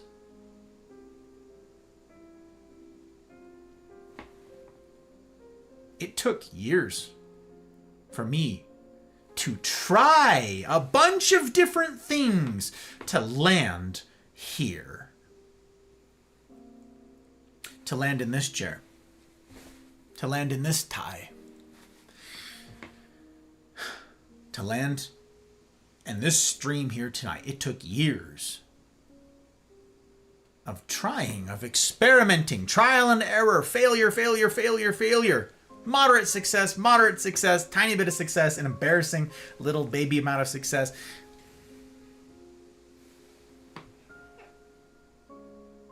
I found it. It's not editing. I'm competent at editing, and I'm glad that I learned. I don't regret any of that stuff. I got to say no, though. Competitive gaming, esports, and all of that. I'm fine, but still no. What about money management, accounting, and taxes? I'm capable here too. I've had to be. And it's all very interesting to me because I can be interested in just about anything because I'm a perennial student and I want to learn and I want to understand and I seek knowledge and I seek understanding. So yes, I could do those things. Are they the confluence of these three things? No, they're not. They're not. So, okay, I'm not a bookkeeper, and I'm not going to do taxes. I did not find in those my thing that I ought to aim my life at and pour out my life for in the service of some greater good. Nope, not those things. What about marketing? What about promotion? What about network type stuff? What about communication? What about management and all? Nope, nope, nope, nope, and nope. I tried a bunch of stuff out of necessity by being an entrepreneur here. I tried a ton of things. And I landed here. My job is to love you well, wisely, to shepherd well this thing. Each of you, no matter who you are or where you're from, to try to be a value-add proposition to your life through, and again, my mission statement. I'm going to do this, okay? Mission statement again. Look. Again, can't encourage you enough. Go look at the Mafia Manifesto in the Discord. Read that thing. If you want the answer to what makes me tick and what it is I've landed on, you want to see it spelled out in a pretty good summary, even though it's still long, go look at that. Go look at the beating heart of this project as it stands now. I could not have articulated that 3 years ago, 4 years ago. I could not have, because I didn't have answers. I couldn't have put words to it because I didn't have the passion yet. I hadn't yet figured out if I was going to be any good at this, and I didn't yet understand the need. Now I do. So now there's words for it. And that right there is sort of the PIVY mission statement at the heart of it. That is my reason for being on the internet. And whenever any one of you raid me and I ask you, tell us, do some self-promo. What do you do on the internet? Who are you? What are you about? When people... You guys have heard me say this. If you've been around for any amount of time, you've heard me say this before.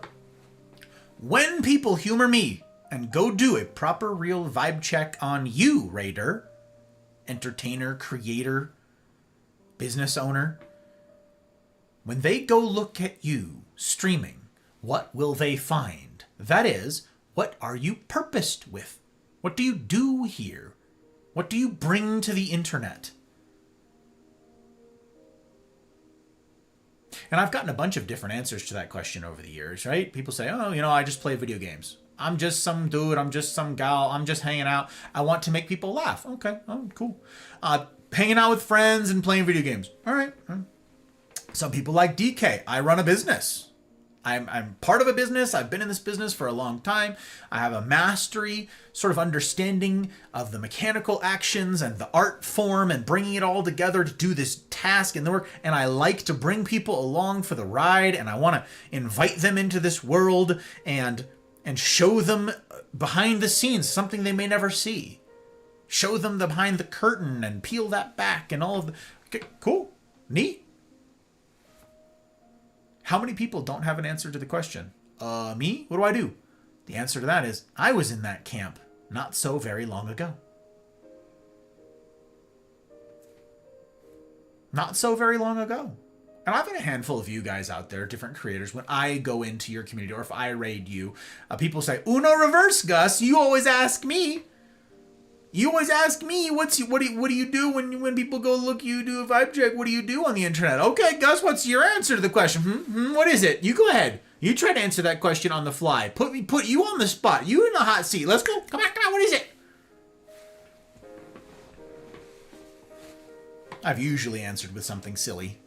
I like some of the sillier answers that people have given, but they are a way of dodging the question, aren't they? Now I have an answer. It's right there.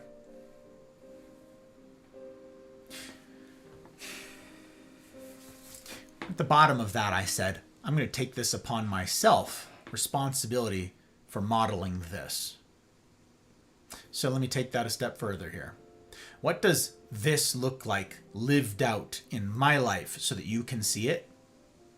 Here's a sneak peek. Here's you looking around the corner, looking into the future of this business, okay? And here's me pulling back the curtain a little bit so you can see what's coming. You who are still awake right now, who are sacrificing a Friday night to be here, when you could be off doing any old thing else. Getting some sleep, perhaps. Many of you, it's late. Really late. Some of you are watching this VOD later, and it's coming at the cost of time that you could spend doing anything else. Time is your most valuable resource, your most valuable currency.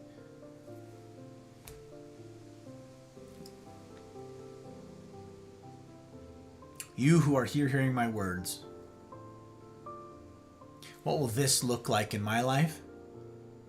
I'm entering the season right now. As I'm speaking these words, as I'm presenting before you today, at the beginning of October 2025. This means I'm going to start saying no a lot more. This is the season that I've now entered. I've experimented a bunch. I've tried so many different things. I've put my hand to them. Again, middling success, varied success, and a bunch of different... Nope. Now, someone says, hey, Gus, would you want to do this charity event? Nope. But don't you love puppies? I do love puppies. It's a trick question. You know that. That's not my work. That's not what I'm purposed with. That's not my mission statement. I'm glad that you have a heart for it. I'm glad that you have a passion for it. And I'm glad that if you have landed there and you've winnowed away all the stuff in your life and you've landed on helping puppies, I'm super glad that you're passionate about that. That's not my thing. That ain't my thing. Do you want to do this charity project over here? Sick kids in the hospital with cancer and... Nope.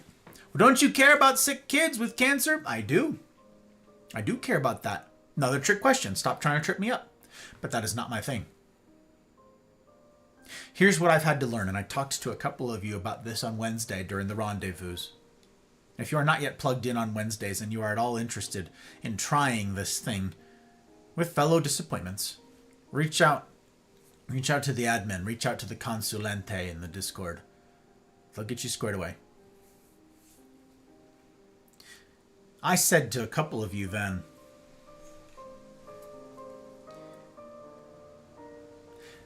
that what I've needed to realize is that insofar as I refuse to say no to things, I continue to remain mediocre at everything.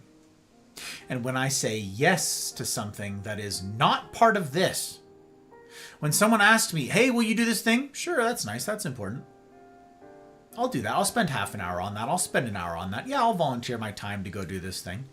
That is time, me saying yes to an hour of something else, unrelated to this mission, is me saying no to you for an hour.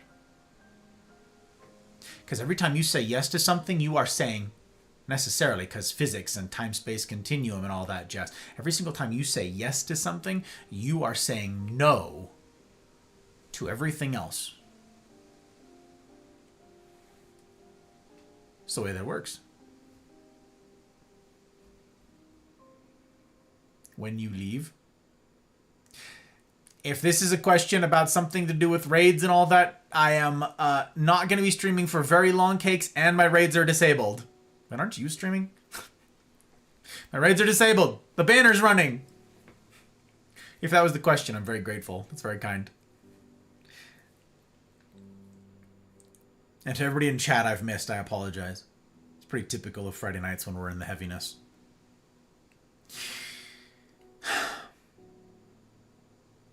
Every time I said yes to a friend saying, hey, would you help go with this local thing here in Reno, Nevada? I did a school cleanup. I mentioned this to a handful of you guys. A school cleanup project. There's a school, the groundskeeping, there's a lot of trash, there's a pretty bad part of town and all that jazz. Would you help go clean up this school? Would you help go do all that stuff? I said yes. I shouldn't have said yes. It's not this thing. It's not part of my mission. It's not part of serving you. My one thing. Me saying yes to them was me saying no to you. Was that valuable? Sure. That's good. That was great. It was a good thing. I'm glad that it was helpful to them. I'm glad that those kids got a cleaned up school in that bad part of town. A lot of trash picked up and a lot of weeds pulled. It was a warm, toasty day and it was a lot of hard work. I'm glad that it got done. What the? Cakes, I swear.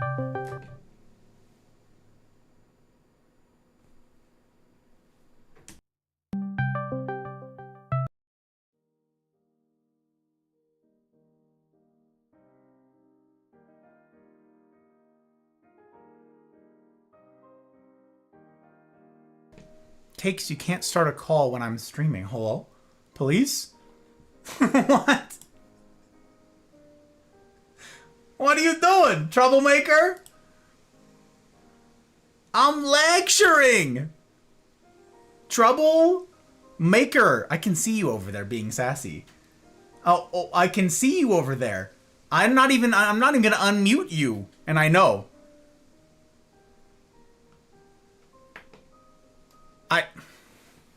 Troublemaker. I see pinched fingers. I see sass. I'm lecturing. Unbelievable. I disable raids on Twitch and on Rumble. But I didn't put on Do Not Disturb on Discord. My bad. My bad. Hang on. Let me just do that real fast. All right. Bring this home. Every time I say yes to something, I'm saying no to everything else that I could be spending that time on. Now, the reason that I was asked to do that, the people that I was asked to do that by, are folks who are super invested in this community physically. This community here, okay?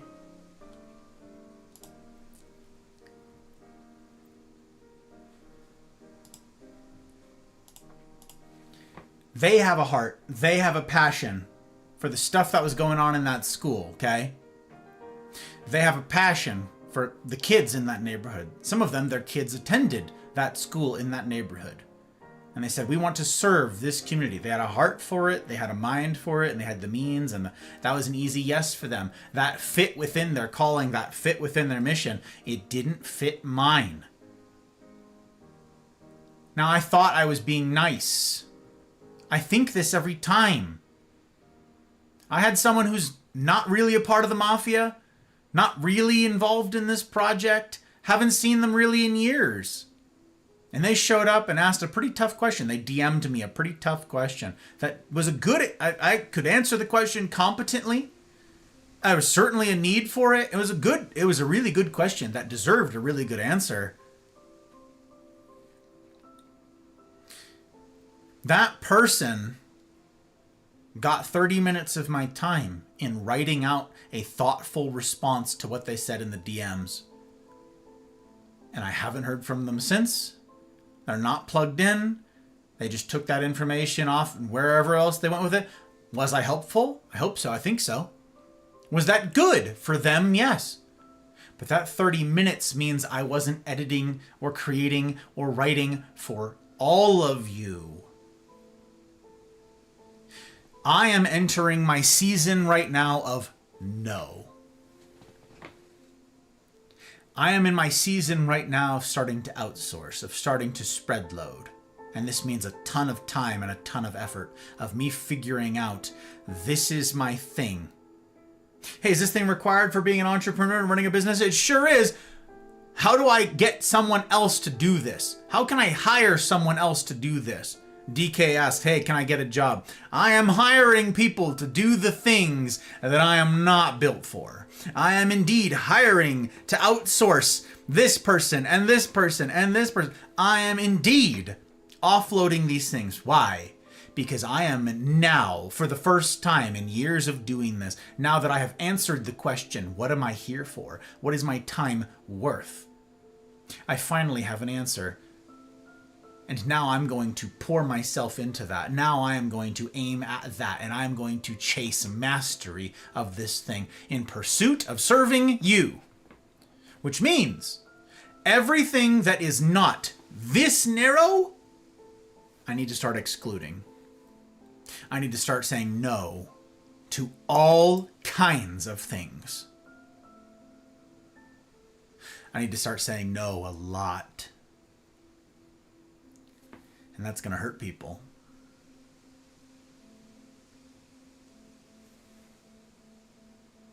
That's going to hurt a lot of people. The person who says, hey, can you volunteer your time to help with the puppies? Hey, you want to do this charity thing for the sick kids? Hey, do you want to do this collaboration for this competitive gaming?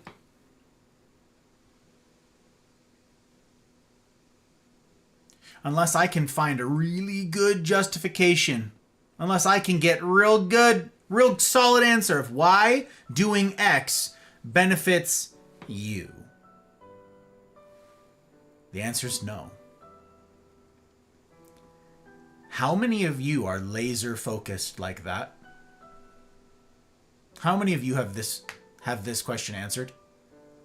How many of you have found the confluence of three things in your life? Your passion, your competency and capabilities, what you're built for, what you're wired for, and a gap in the market, opportunity, an actual need, a market demand that you can answer, that you can supply.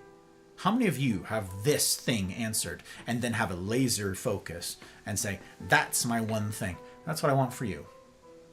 I want you to join me in a season of no. Saying no, no, no, no, no, no, no, no, yes.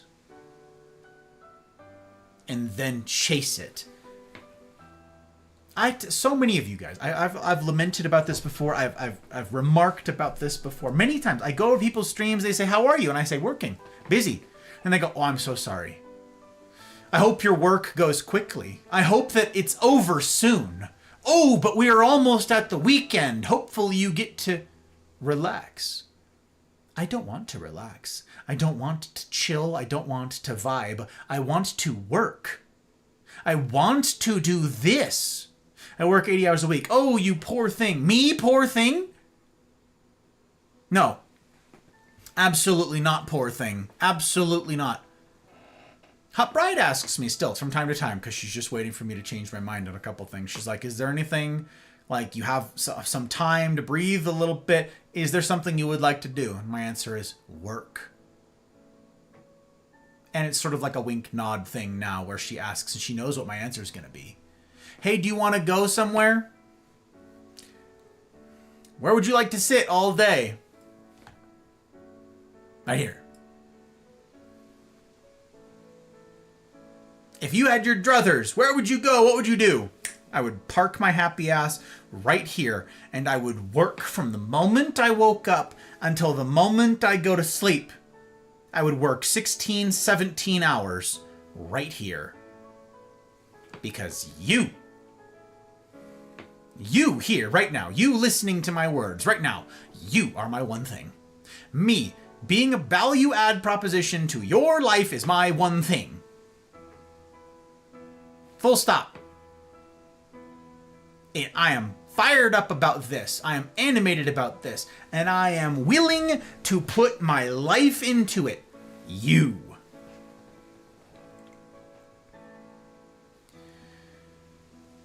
When one of you guys says,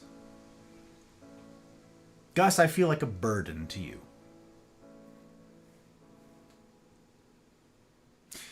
I don't want to bother you with my problems, Gus. I hear this on Wednesdays too. People say, well, you know, you hear a lot of heavy things. I don't really want to like bring down the mood.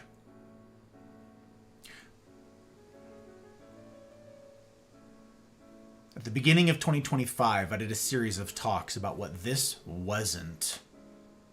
Remember I talked about the 3 things we don't talk about in polite company? Remember that talk? Who remembers the 3 things we don't talk about in polite company? Remember?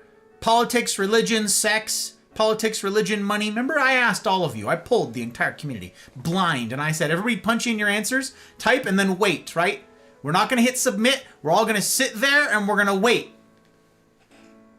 You say what the 3 things are. 2 or 3 things you're not allowed to talk about in polite company, right? Go ahead and type up your answers, and then I'll give you a second, and then we're all going to hit send at the same time. Remember that? And everybody did it. And we got dozens of answers that were all identical. Gus, I don't want to talk about weighty things. I don't want to talk about serious things. I don't want to bother you. Did I stutter? I don't got those rules down in my Twitch chat that say you can't talk about politics, religion, or sex. Now, what I do say when people bring it up is this is an impoverished medium and I don't get to serve you well here. I would encourage you to get plugged into the Mafia community such that we can develop the depth required to tackle those things as they ought to be. Because deep questions like that can only be addressed meaningfully in community, and I am not interested in treating you like some sort of throwaway, disposable, give you a flip comment and just, well, I'll give you a 2-second response to this trauma that's in your life. Here, let me just quickly hand wave away this thing that you're being burdened by, that you're weighed down under. That, let me just hear where you're in the most impoverished medium ever, Twitch chat. It's unworthy of you. There's no rule against it, but if it comes up, I will point you to the place where solutions can come. It can actually serve you. I don't want to burden you. What do you think I'm doing here? What do you think all of this is for? If not trying to benefit you.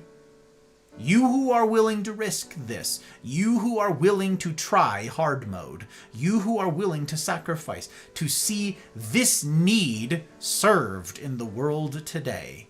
All of you who support with your bandwidth consistently, who pull up a tab on Twitch, on Rumble, on YouTube, who watch the videos that I push out so we can spread load this project so it doesn't get shut down. All of you who sacrifice financially, whether it's $5 here or $1, those of you who support at like $100 a month, some of you guys sacrifice heavily in the humaning side of this, in the financial side of this, in just the time and the bandwidth side of this, in the networking side of this, in telling a friend, in loving one another, in walking this stuff out, in practicing this. You are serving me, and you are serving this broad need. You are serving something worthy. I don't want to be a burden.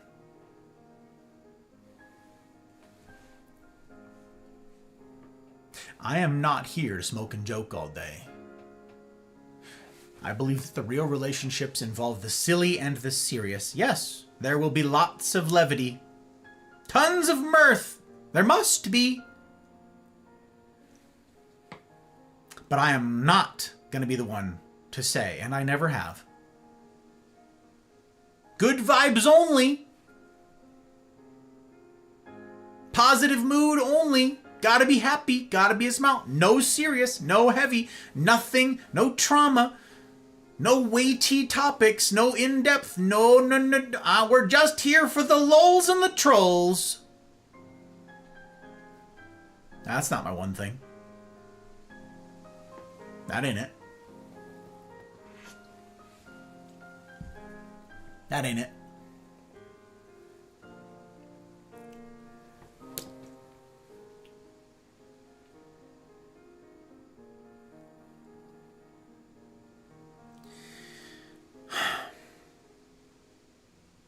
Here's where we get creative. Some of you say, well, Gus, back to my basketball example. I said I would come back to this. You're born without legs. You got some sort of genetic something and you were born, you came out with no legs, okay? But you're passionate about basketball. You love it. You love everything about basketball. You're super invested in it. You can't get enough of it. You're excited about it. You're passionate about basketball. And you would love to do something professionally with basketball. You'd love to be able to dunk, and you'd love to be able to live that life of an NBA star. But you ain't got legs.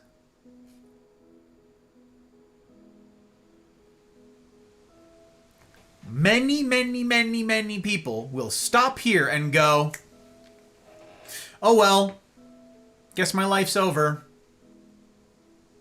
Guess I'm just screwed. This one thing, this was my one thing, and since I don't got legs, I can't ever do anything with it. I can't make something of it, so I guess I'll just die. I'll be depressed and I'll die because my one thing, the one thing I'm passionate about, I don't get to do. Most people today stop there, many die there. I don't want you to. So here's where we get creative. Can any of you think of a way that you might be involved, that one might be involved? And here you can answer in chat. I'm not seeing a lot of chat, but here I can, this one's safe. We can ingest some information here in chat with this. Anyone have any guesses?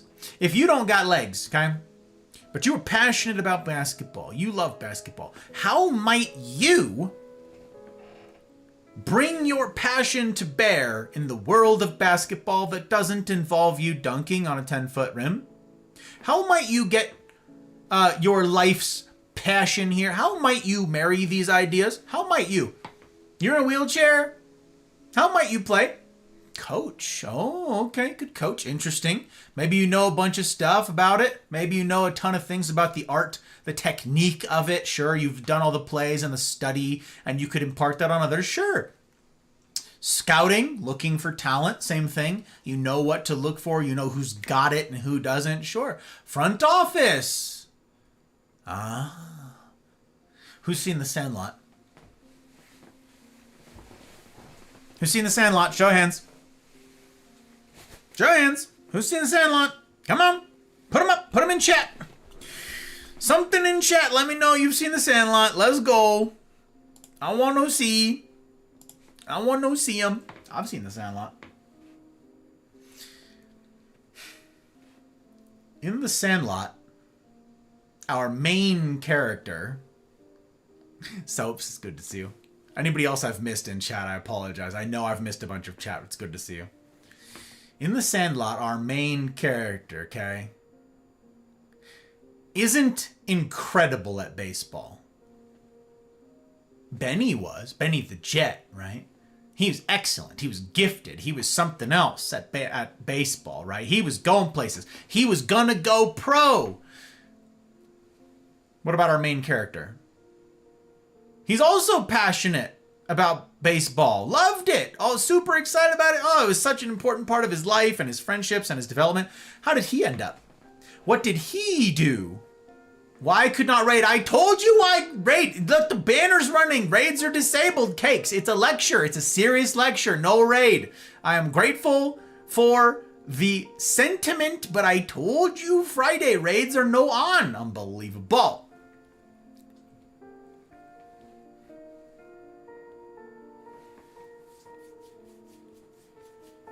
Cakes, you're too sweet for your own good. You know that?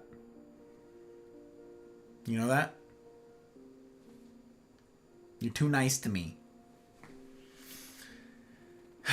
Raids are disabled.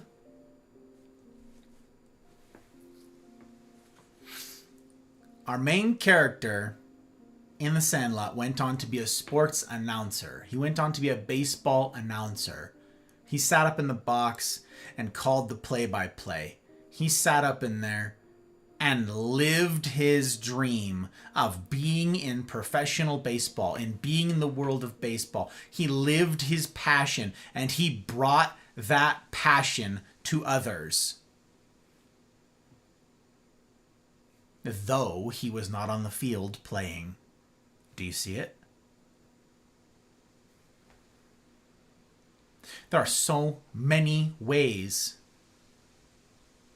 that you could get in there, that you could get involved in what your passion is, that does fit your wiring, your physical needs and setbacks, or abilities, your strengths. The confluence of these three things. Passion, yes, find that thing that gets you animated, and then find out how you can practically get involved. And if there's a gap in the market, if there's a need, if there's a demand that you can supply, you have found your one thing. But this does involve trying a bunch of stuff to experiment. And I think I saw Retro. I think I saw you remark about this. I want to see if you got this. You said you keep trying things at a low cost, and eventually you find what you're passionate about, see the market, and then you'd own it. Yes. What about Special Olympics? You can play sports ball. Another great example, Retro, yes. I'm glad you mentioned it, yes. It's a solid one. You can, in the Special Olympics, in the Paralympics, in all of the whatever, you can still pursue excellence, yes. There's so many ways. But we humans, just throw our hands up and go,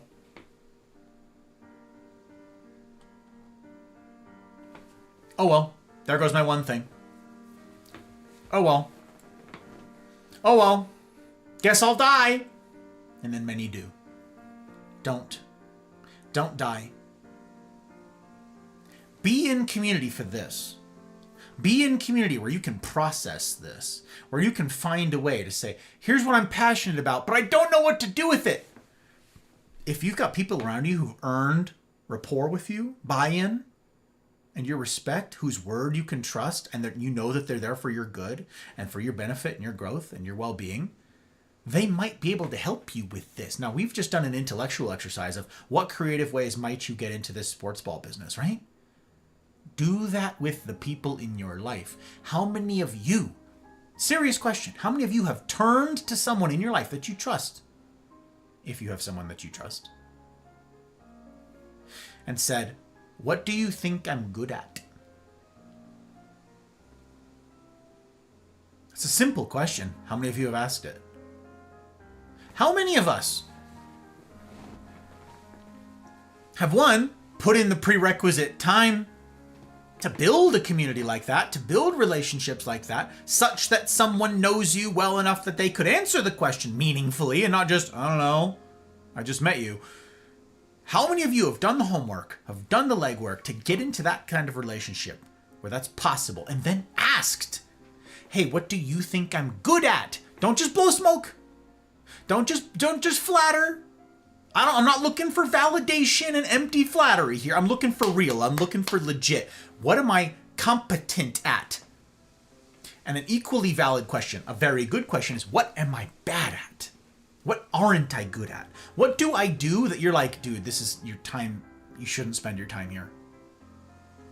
Again, I've hurt feelings about this before. Okay, I've hurt people's feelings when they've asked in an impoverished medium like this. And when I'm just talking, just some dude on the internet, and I say, there's a lot of folks out there who shouldn't be streamers. They'll go, how dare you? This is not the medium where we can have that meaningful conversation. Which I've only had, I think, twice with people. Like two. Like offline, people with whom I've developed rapport and relationship. And they went, hey, Gus, not random person on the internet, Gus that I know, I am not succeeding as a creator. I stream a lot. My audience never grows. It doesn't appear that it's going anywhere. What should I be doing differently?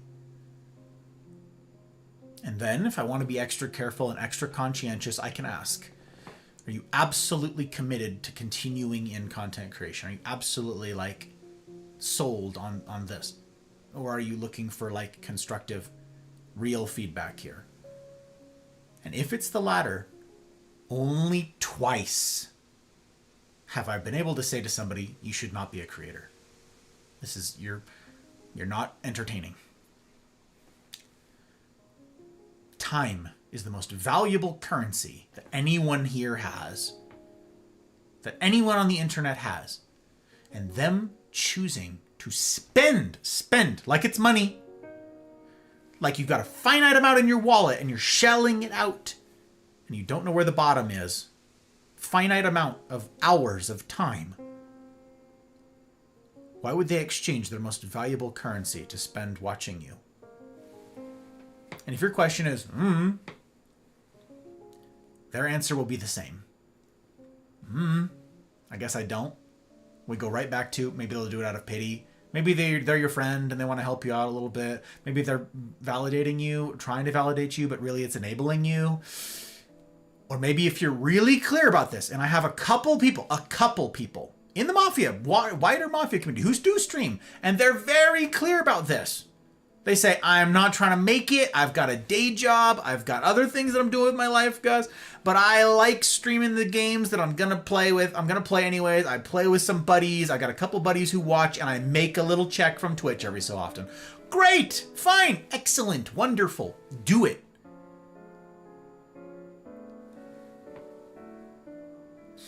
But if your heart is, I really want to make something out of this someday, and you have an audience of 2 people, and you've been doing this for years, you have to look in the mirror and go, what do I bring that I'm passionate about? Maybe you're really passionate about a niche game.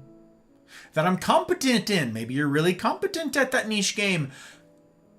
And where is there a demand in the market that you are trying to supply? Well, people just don't understand the genius of this game. If this is going to have a practical... If the practical effect of this is that you are going to be able to continue to do it and pay bills and stay in this life, there must be an answer to number 3 in the affirmative, that there is a demand. I have said to you guys before that I do not take my being here for granted, because if my plan worked, this job goes away. If you guys didn't need what I bring, this should go away. If I'm not being a value add proposition to your lives, to the internet, if I'm not a value add to Rumble, to Twitch, to YouTube, this business should die. I'm not going to sugarcoat it. That third thing dries up, no more demand, the supply should dry up too. That's how the world works. That's not even a markets thing. That's not an economics thing. That's a life thing. You're making something that no one wants.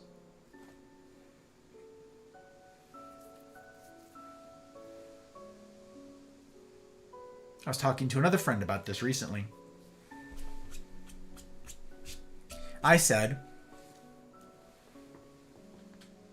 well, they had reservations, okay? They said, here's some things I'm passionate about, but here are my reservations. And I said, great, okay, here's where we get creative. Excellent. Get honest with yourself. Get down to brass tacks. Get down to, this is what I bring, this is what I don't bring, right? Okay. Put all that out on the table. How can we get creative? First, again, don't do this alone. Be in community where you can have this honest conversation with somebody. Say, can we have this conversation? Yes, we can. Bet. Okay. Here's what I want to do. Here's what I absolutely do not want to do. Here's the non-negotiables. And here's just the things that I'm like feel pretty strongly about. Okay. How do we arrange these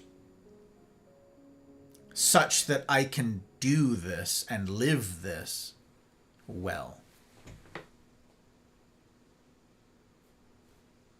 How many people have you had that conversation with?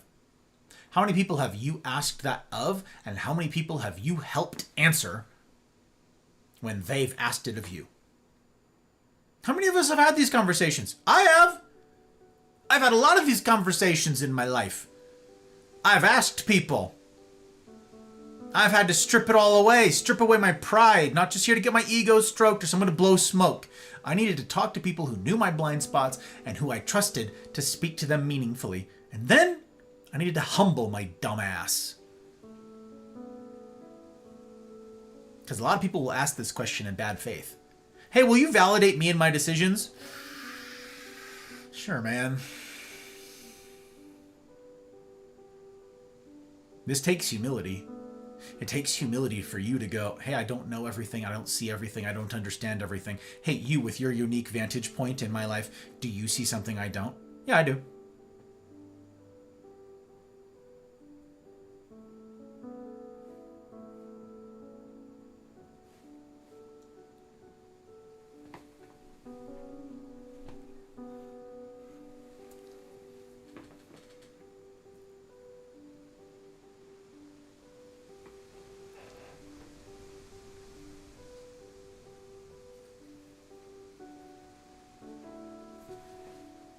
Where in your life do those three things come together? That's the question.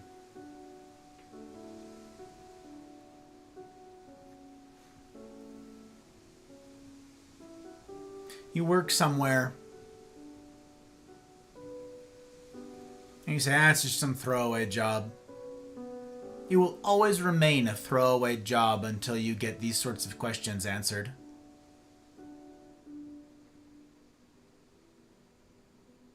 It will always remain tedious and awful.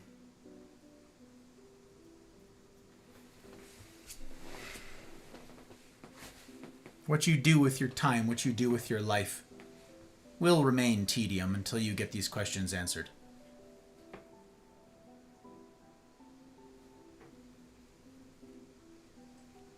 It will take effort. It will take discomfort.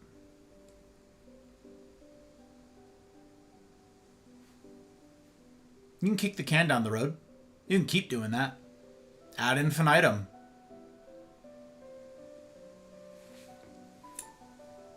List your way through life. You can. Many of you are.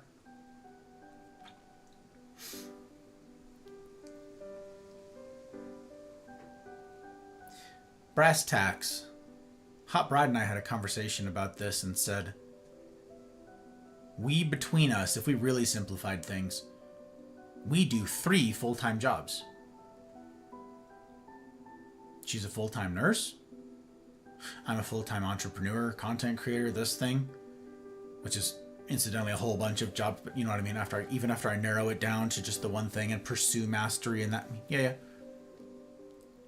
And we have a household.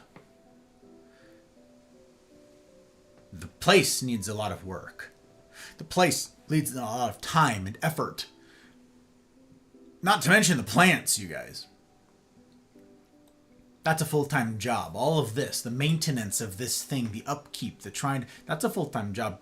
What happens if we add a pet?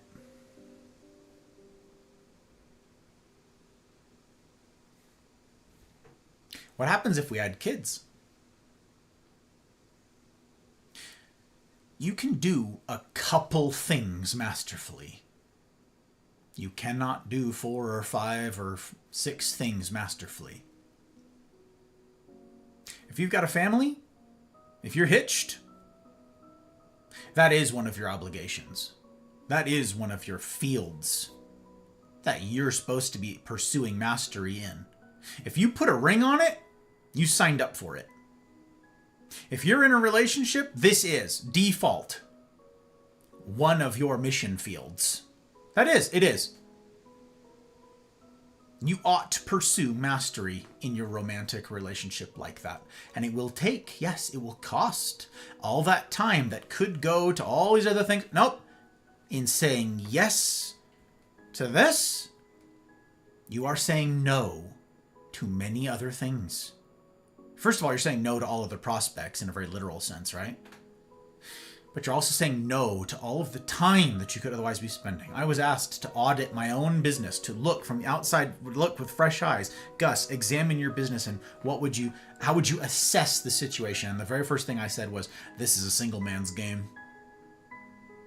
You want to really do this thing with excellence, with mastery. You want to put in that, you want to do that. I could, oh my God, if I had a Spartan apartment, little studio apartment, no nothing, whatever. You guys know that, like the traditional like man apartment where it's like a PlayStation, a TV, and like a futon sort of thing, and it's like literally nothing else is in the apartment, right? Little mini fridge. Mine would be like bare bones, nothing in it, with this setup right here, just this office. I already sleep on the floor, no bed, no nothing, and a little bathroom, fridge. Wake up in the morning, work my ass off, go to sleep at night, rinse and repeat. Do my quick calisthenics workout each morning so I can stay alive and keep serving you guys. Okay?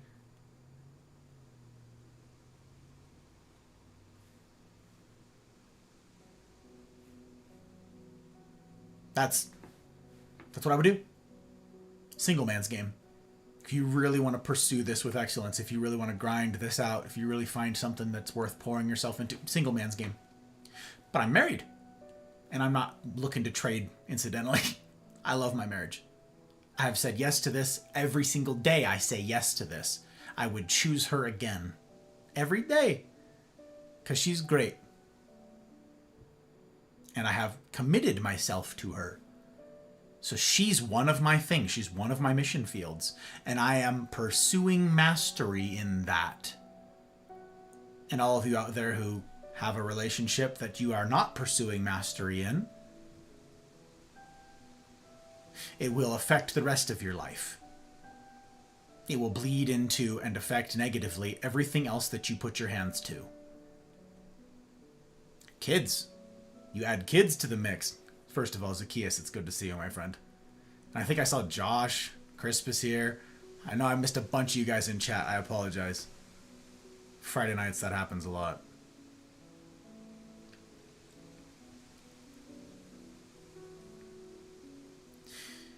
Pursue mastery in that, then you have kids. If you're not pursuing mastery in being a parent, You've abdicated very serious responsibility that leads to consequences, many of which we've discussed here tonight, let alone the stuff that we dedicated a huge chunk of the year to in the Masculine Journey lecture series. And how many of you were negatively affected by your parents, your guardians' unwillingness or inability to pursue mastery in raising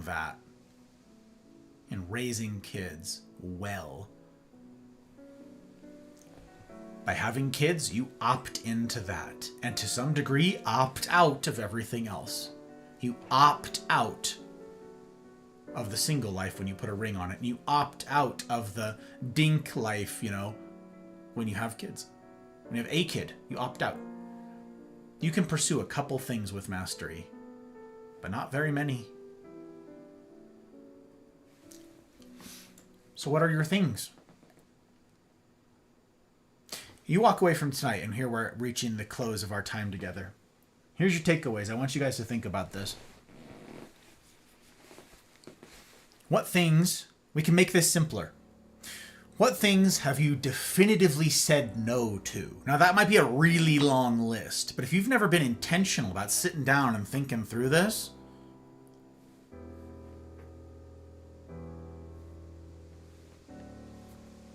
maybe you haven't. Maybe you don't have a very long list. Maybe you don't know.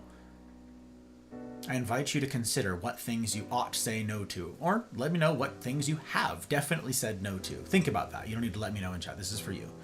Think about the things that are definitely not for you, whether it's because of some wiring, disposition, or limitation, or just ain't for you, or you tried it and you're like, ooh, definitely don't have the passion for it, whatever.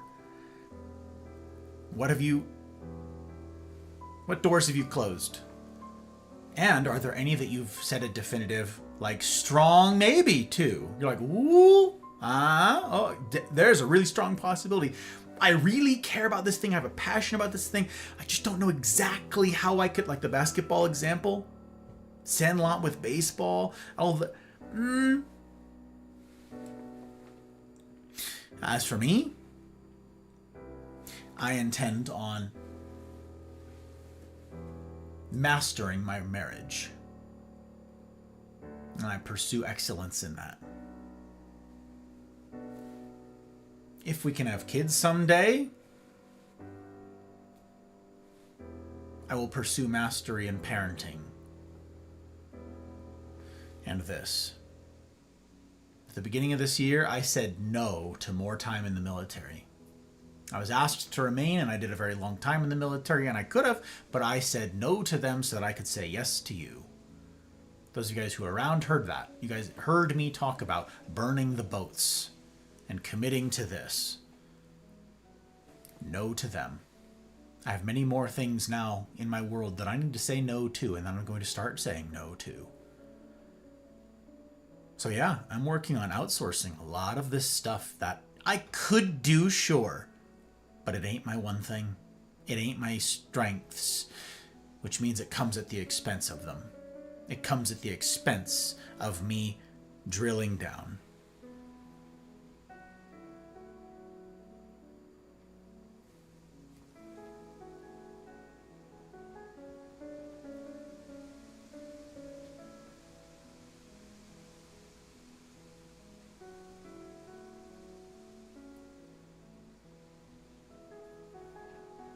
I wish you well, Jack.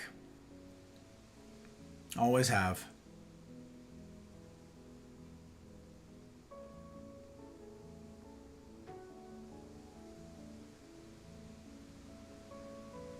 As I said, gang, time is your most valuable currency.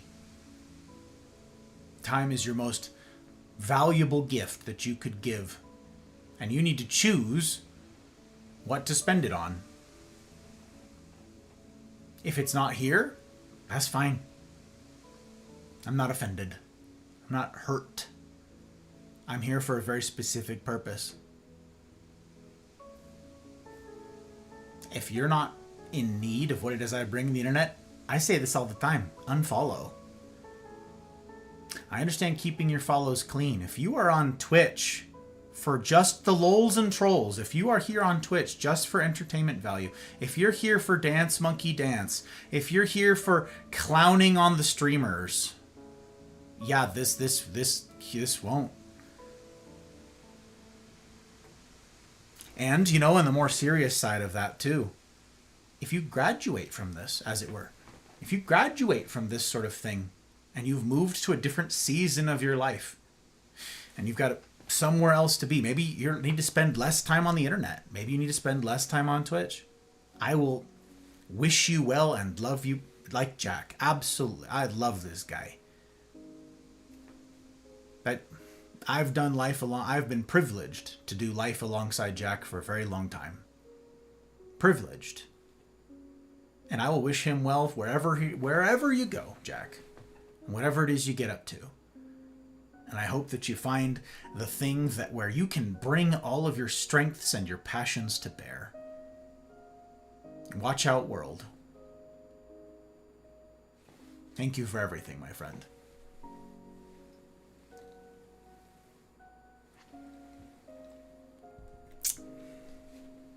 So, I invite each of you to consider whether you're an entrepreneur, content creator, which is an entrepreneur, a genre of entrepreneur, whether you work a skilled trade somewhere, whether you work in the corporate world, whether you're an entertainer, an artiste, a creative of some kind, whether you're a coach, a teacher, an instructor, a parent, a partner. See if you can narrow down what 3, maybe 4 things you have in your life that are worth all of you, that are worth your most valuable currency. Now here, I'm promoting community, of course. I'm promoting the practice of this humaning thing. We call this the humaning dojo, right? We come together and we sharpen one another. And this is a workout and it's exhausting a lot of the time. There's a lot of challenge here. This is worth it for me. Now, some of you are like, I also believe in communities. I also believe in the things that you're saying, Gus. I believe, again, in the mission statement. Where is that? Where's my mission statement? Mission statement. I'm going to have to shorten that. I also believe in some of those things, Gus. I also think the world needs some of this. I also think that we have fallen down the easy, gradual, simple slope of easy mode and parasocial relationships, and we've siloed ourselves off, and we only surround ourselves with echo chambers, and we're not challenged, and we're not growing, and we only have the shallow, and there's no more depth. And I've seen the negative effects in the mirror and in the world around me, and I think something ought to be done about it. Maybe that's you. Then I encourage you. Get involved in something like this. It doesn't need to be the mafia. I'm not out here just like... If I'm actually interested in y'all's benefit, I will say, the truth here is that there's lots of places where someone's trying to do something like I am. Find one. If you don't like the cut of my jib, you don't like the tie I chose, you don't like the sound of my voice, you don't like you don't like my background, you don't like whiskey, okay? Find a community. It doesn't gotta be this. I say you could do worse than the mafia. I say you could do worse than joining the Discord and getting plugged into our community groups. I say, yeah, all that, sure. You could do worse. But I'm sure there's better. And there's certainly other. Find a community. Doesn't gotta be this one. A community. And I want to serve you well. So I will encourage you to go do that. Whether it's here or somewhere else. I don't need it to be about me. I don't need it to benefit this. If you want to benefit this one, if you want to support this one, then yeah, your bandwidth is a great way to do that. Look, I've been saying, don't put all your eggs in one basket. Why? Because I've said that what we're doing right now, what we're doing tonight, this community project, this humaning dojo, this hard mode stuff, is too important because of someone who's disgruntled, or someone who makes a mistake, or someone who's trolling, or just there's some sort of technical glitch or error. This is too important to be undone at the snap of a finger. Dear Cakes, who's in here, Cakes has lived this before, okay? Someone, some disgruntled person in her community lied to Twitch and got her banned from Twitch. There goes her livelihood. There goes her brand. There goes the community that she built. There goes all the Twitch. Gone. It's run by machines. Twitch is run by machines. That person submitted a complaint to machines. The machine took action on her account. And then the machine asked her, would you like to appeal this decision? And she said, yes, here's my appeal. And it was rejected in like less than 30 seconds by a machine. There it goes. I say don't put all your eggs in one basket here because this is too important to lose to something dumb like that. So I'm spread loaded. That's why I'm on Rumble. This right here, tutorials, this is a growing list. I published the second one today. There's another one going live tomorrow morning. There's another one going live Sunday morning. I am churning out tutorial videos for Rumble. So we don't put all of our eggs in one basket. So that I don't lose touch with you guys. So that I can continue to serve you. As I've said before, I would encourage, they're getting better about this. They're working on this. This is a growing, changing thing. The app historically, the Rumble app historically has not been amazors, but it's gotten a lot freaking better. In fact, I just saw a thing where the push notifications are now being updated. So of course, I would say get the Rumble app. Follow me there. Turn on your push notifications to catch the live content and the rest of the uploads, whatever else there is. Scan that thing. Go do that. Stay in touch. I'm churning out tutorials for this very sort of thing, okay?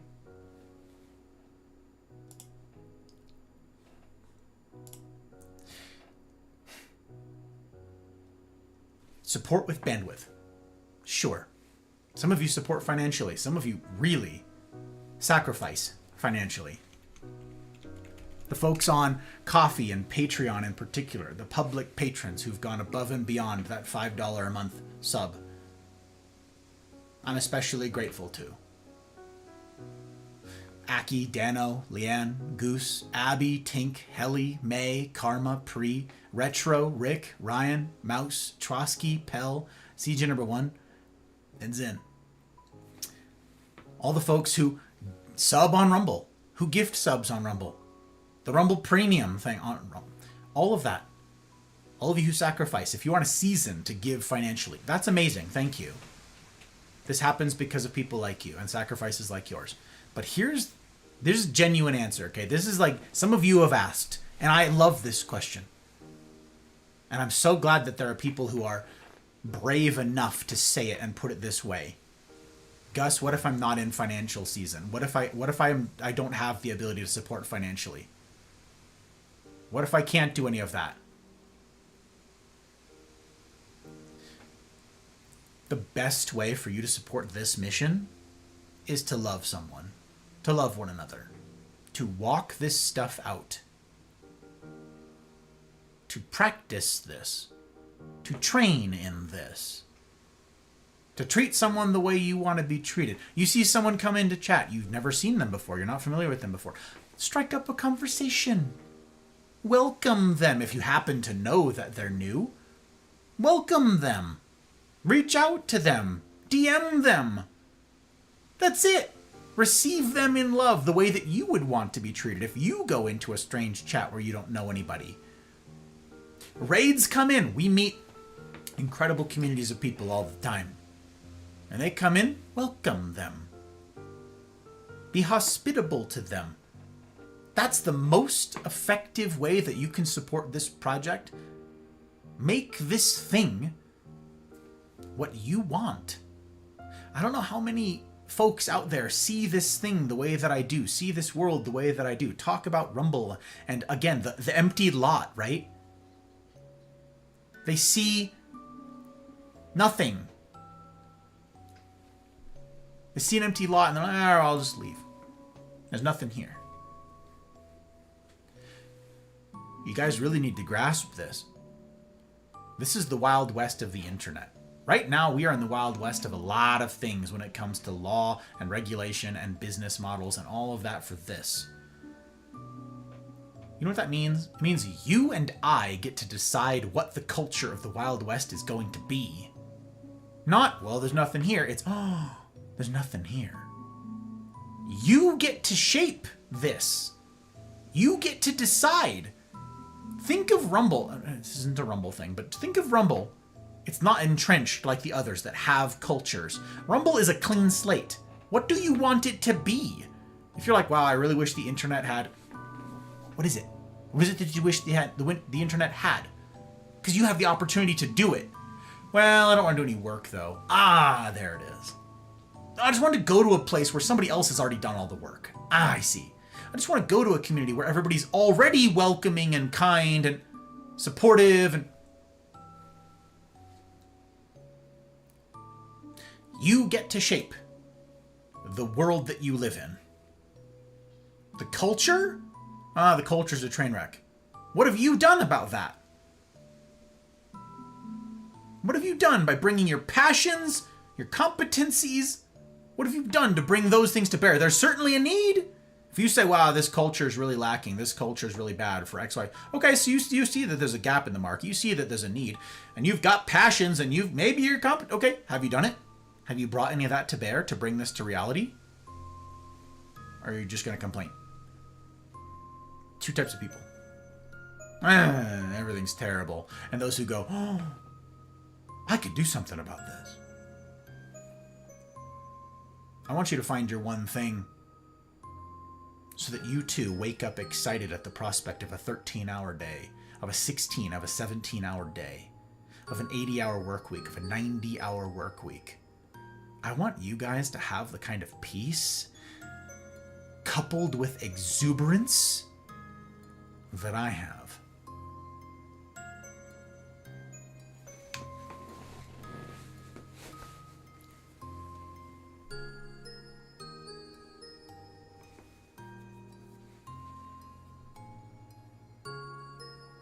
It's possible. It's attainable. As far back as I can remember, I always wanted to be a gangster. David, I'm grateful for the follow on Rumble. Means an awful heckin' lot. I take those quite seriously. I aim to earn it. Aim to earn it. If any of you don't have Rumble accounts,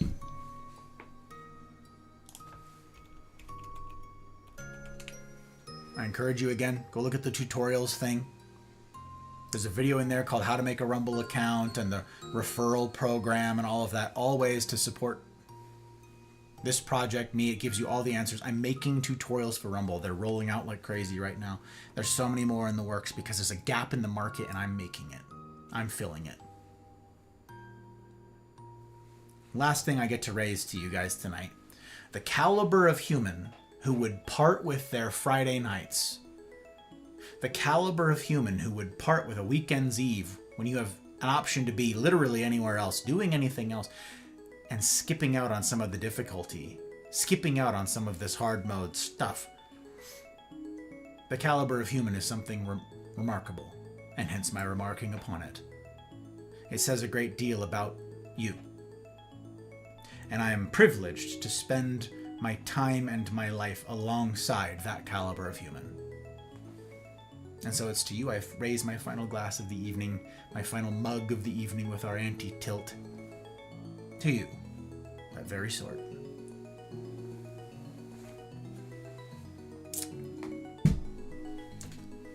Thank you for your time and your attention and your patience here tonight. I don't take them lightly. I also appreciate your understanding as I've missed so much chat, so much context, so much, all the communications. I've missed so many things from so many of you. I've missed raids from several of you lovely humans who, in an enormous vote of confidence, would entrust your platform and your people to little old me. That's something. And something else I don't take for granted. So I'm very grateful. Very grateful. Even if the raids weren't realized, It means an awful heckin' lot. I'll be streaming again tomorrow. We'll be back to the silliness tomorrow. We're playing Storyteller tomorrow night. Usual time, 8 p.m. Pacific, you guys. We've got other games lined up after that. I'll be talking more about the game votes that have come in from the patrons. We've got a bunch of fun stuff lined up for the silly after the serious. Because we do both. So join Rumble, join Twitch, join YouTube, join the Discord.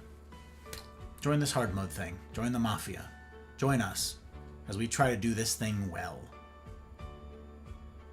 Not just passively, well. Be back tomorrow. Usual time, usual place. No raids tonight. Not gonna raid out after that. We're not gonna raid out after the heaviness, because again, the clash of the silly and the serious are. So I'll send you all on your way. What will it look like? This doing life together meaningfully. What does it look like to do life on hard mode alongside the remarkable men and women of the Mafia who've agreed to give this thing a shot also? What does it look like to find that one thing and to have community enough to support you in it? What does it look like? The silly side of the serious. Come and see.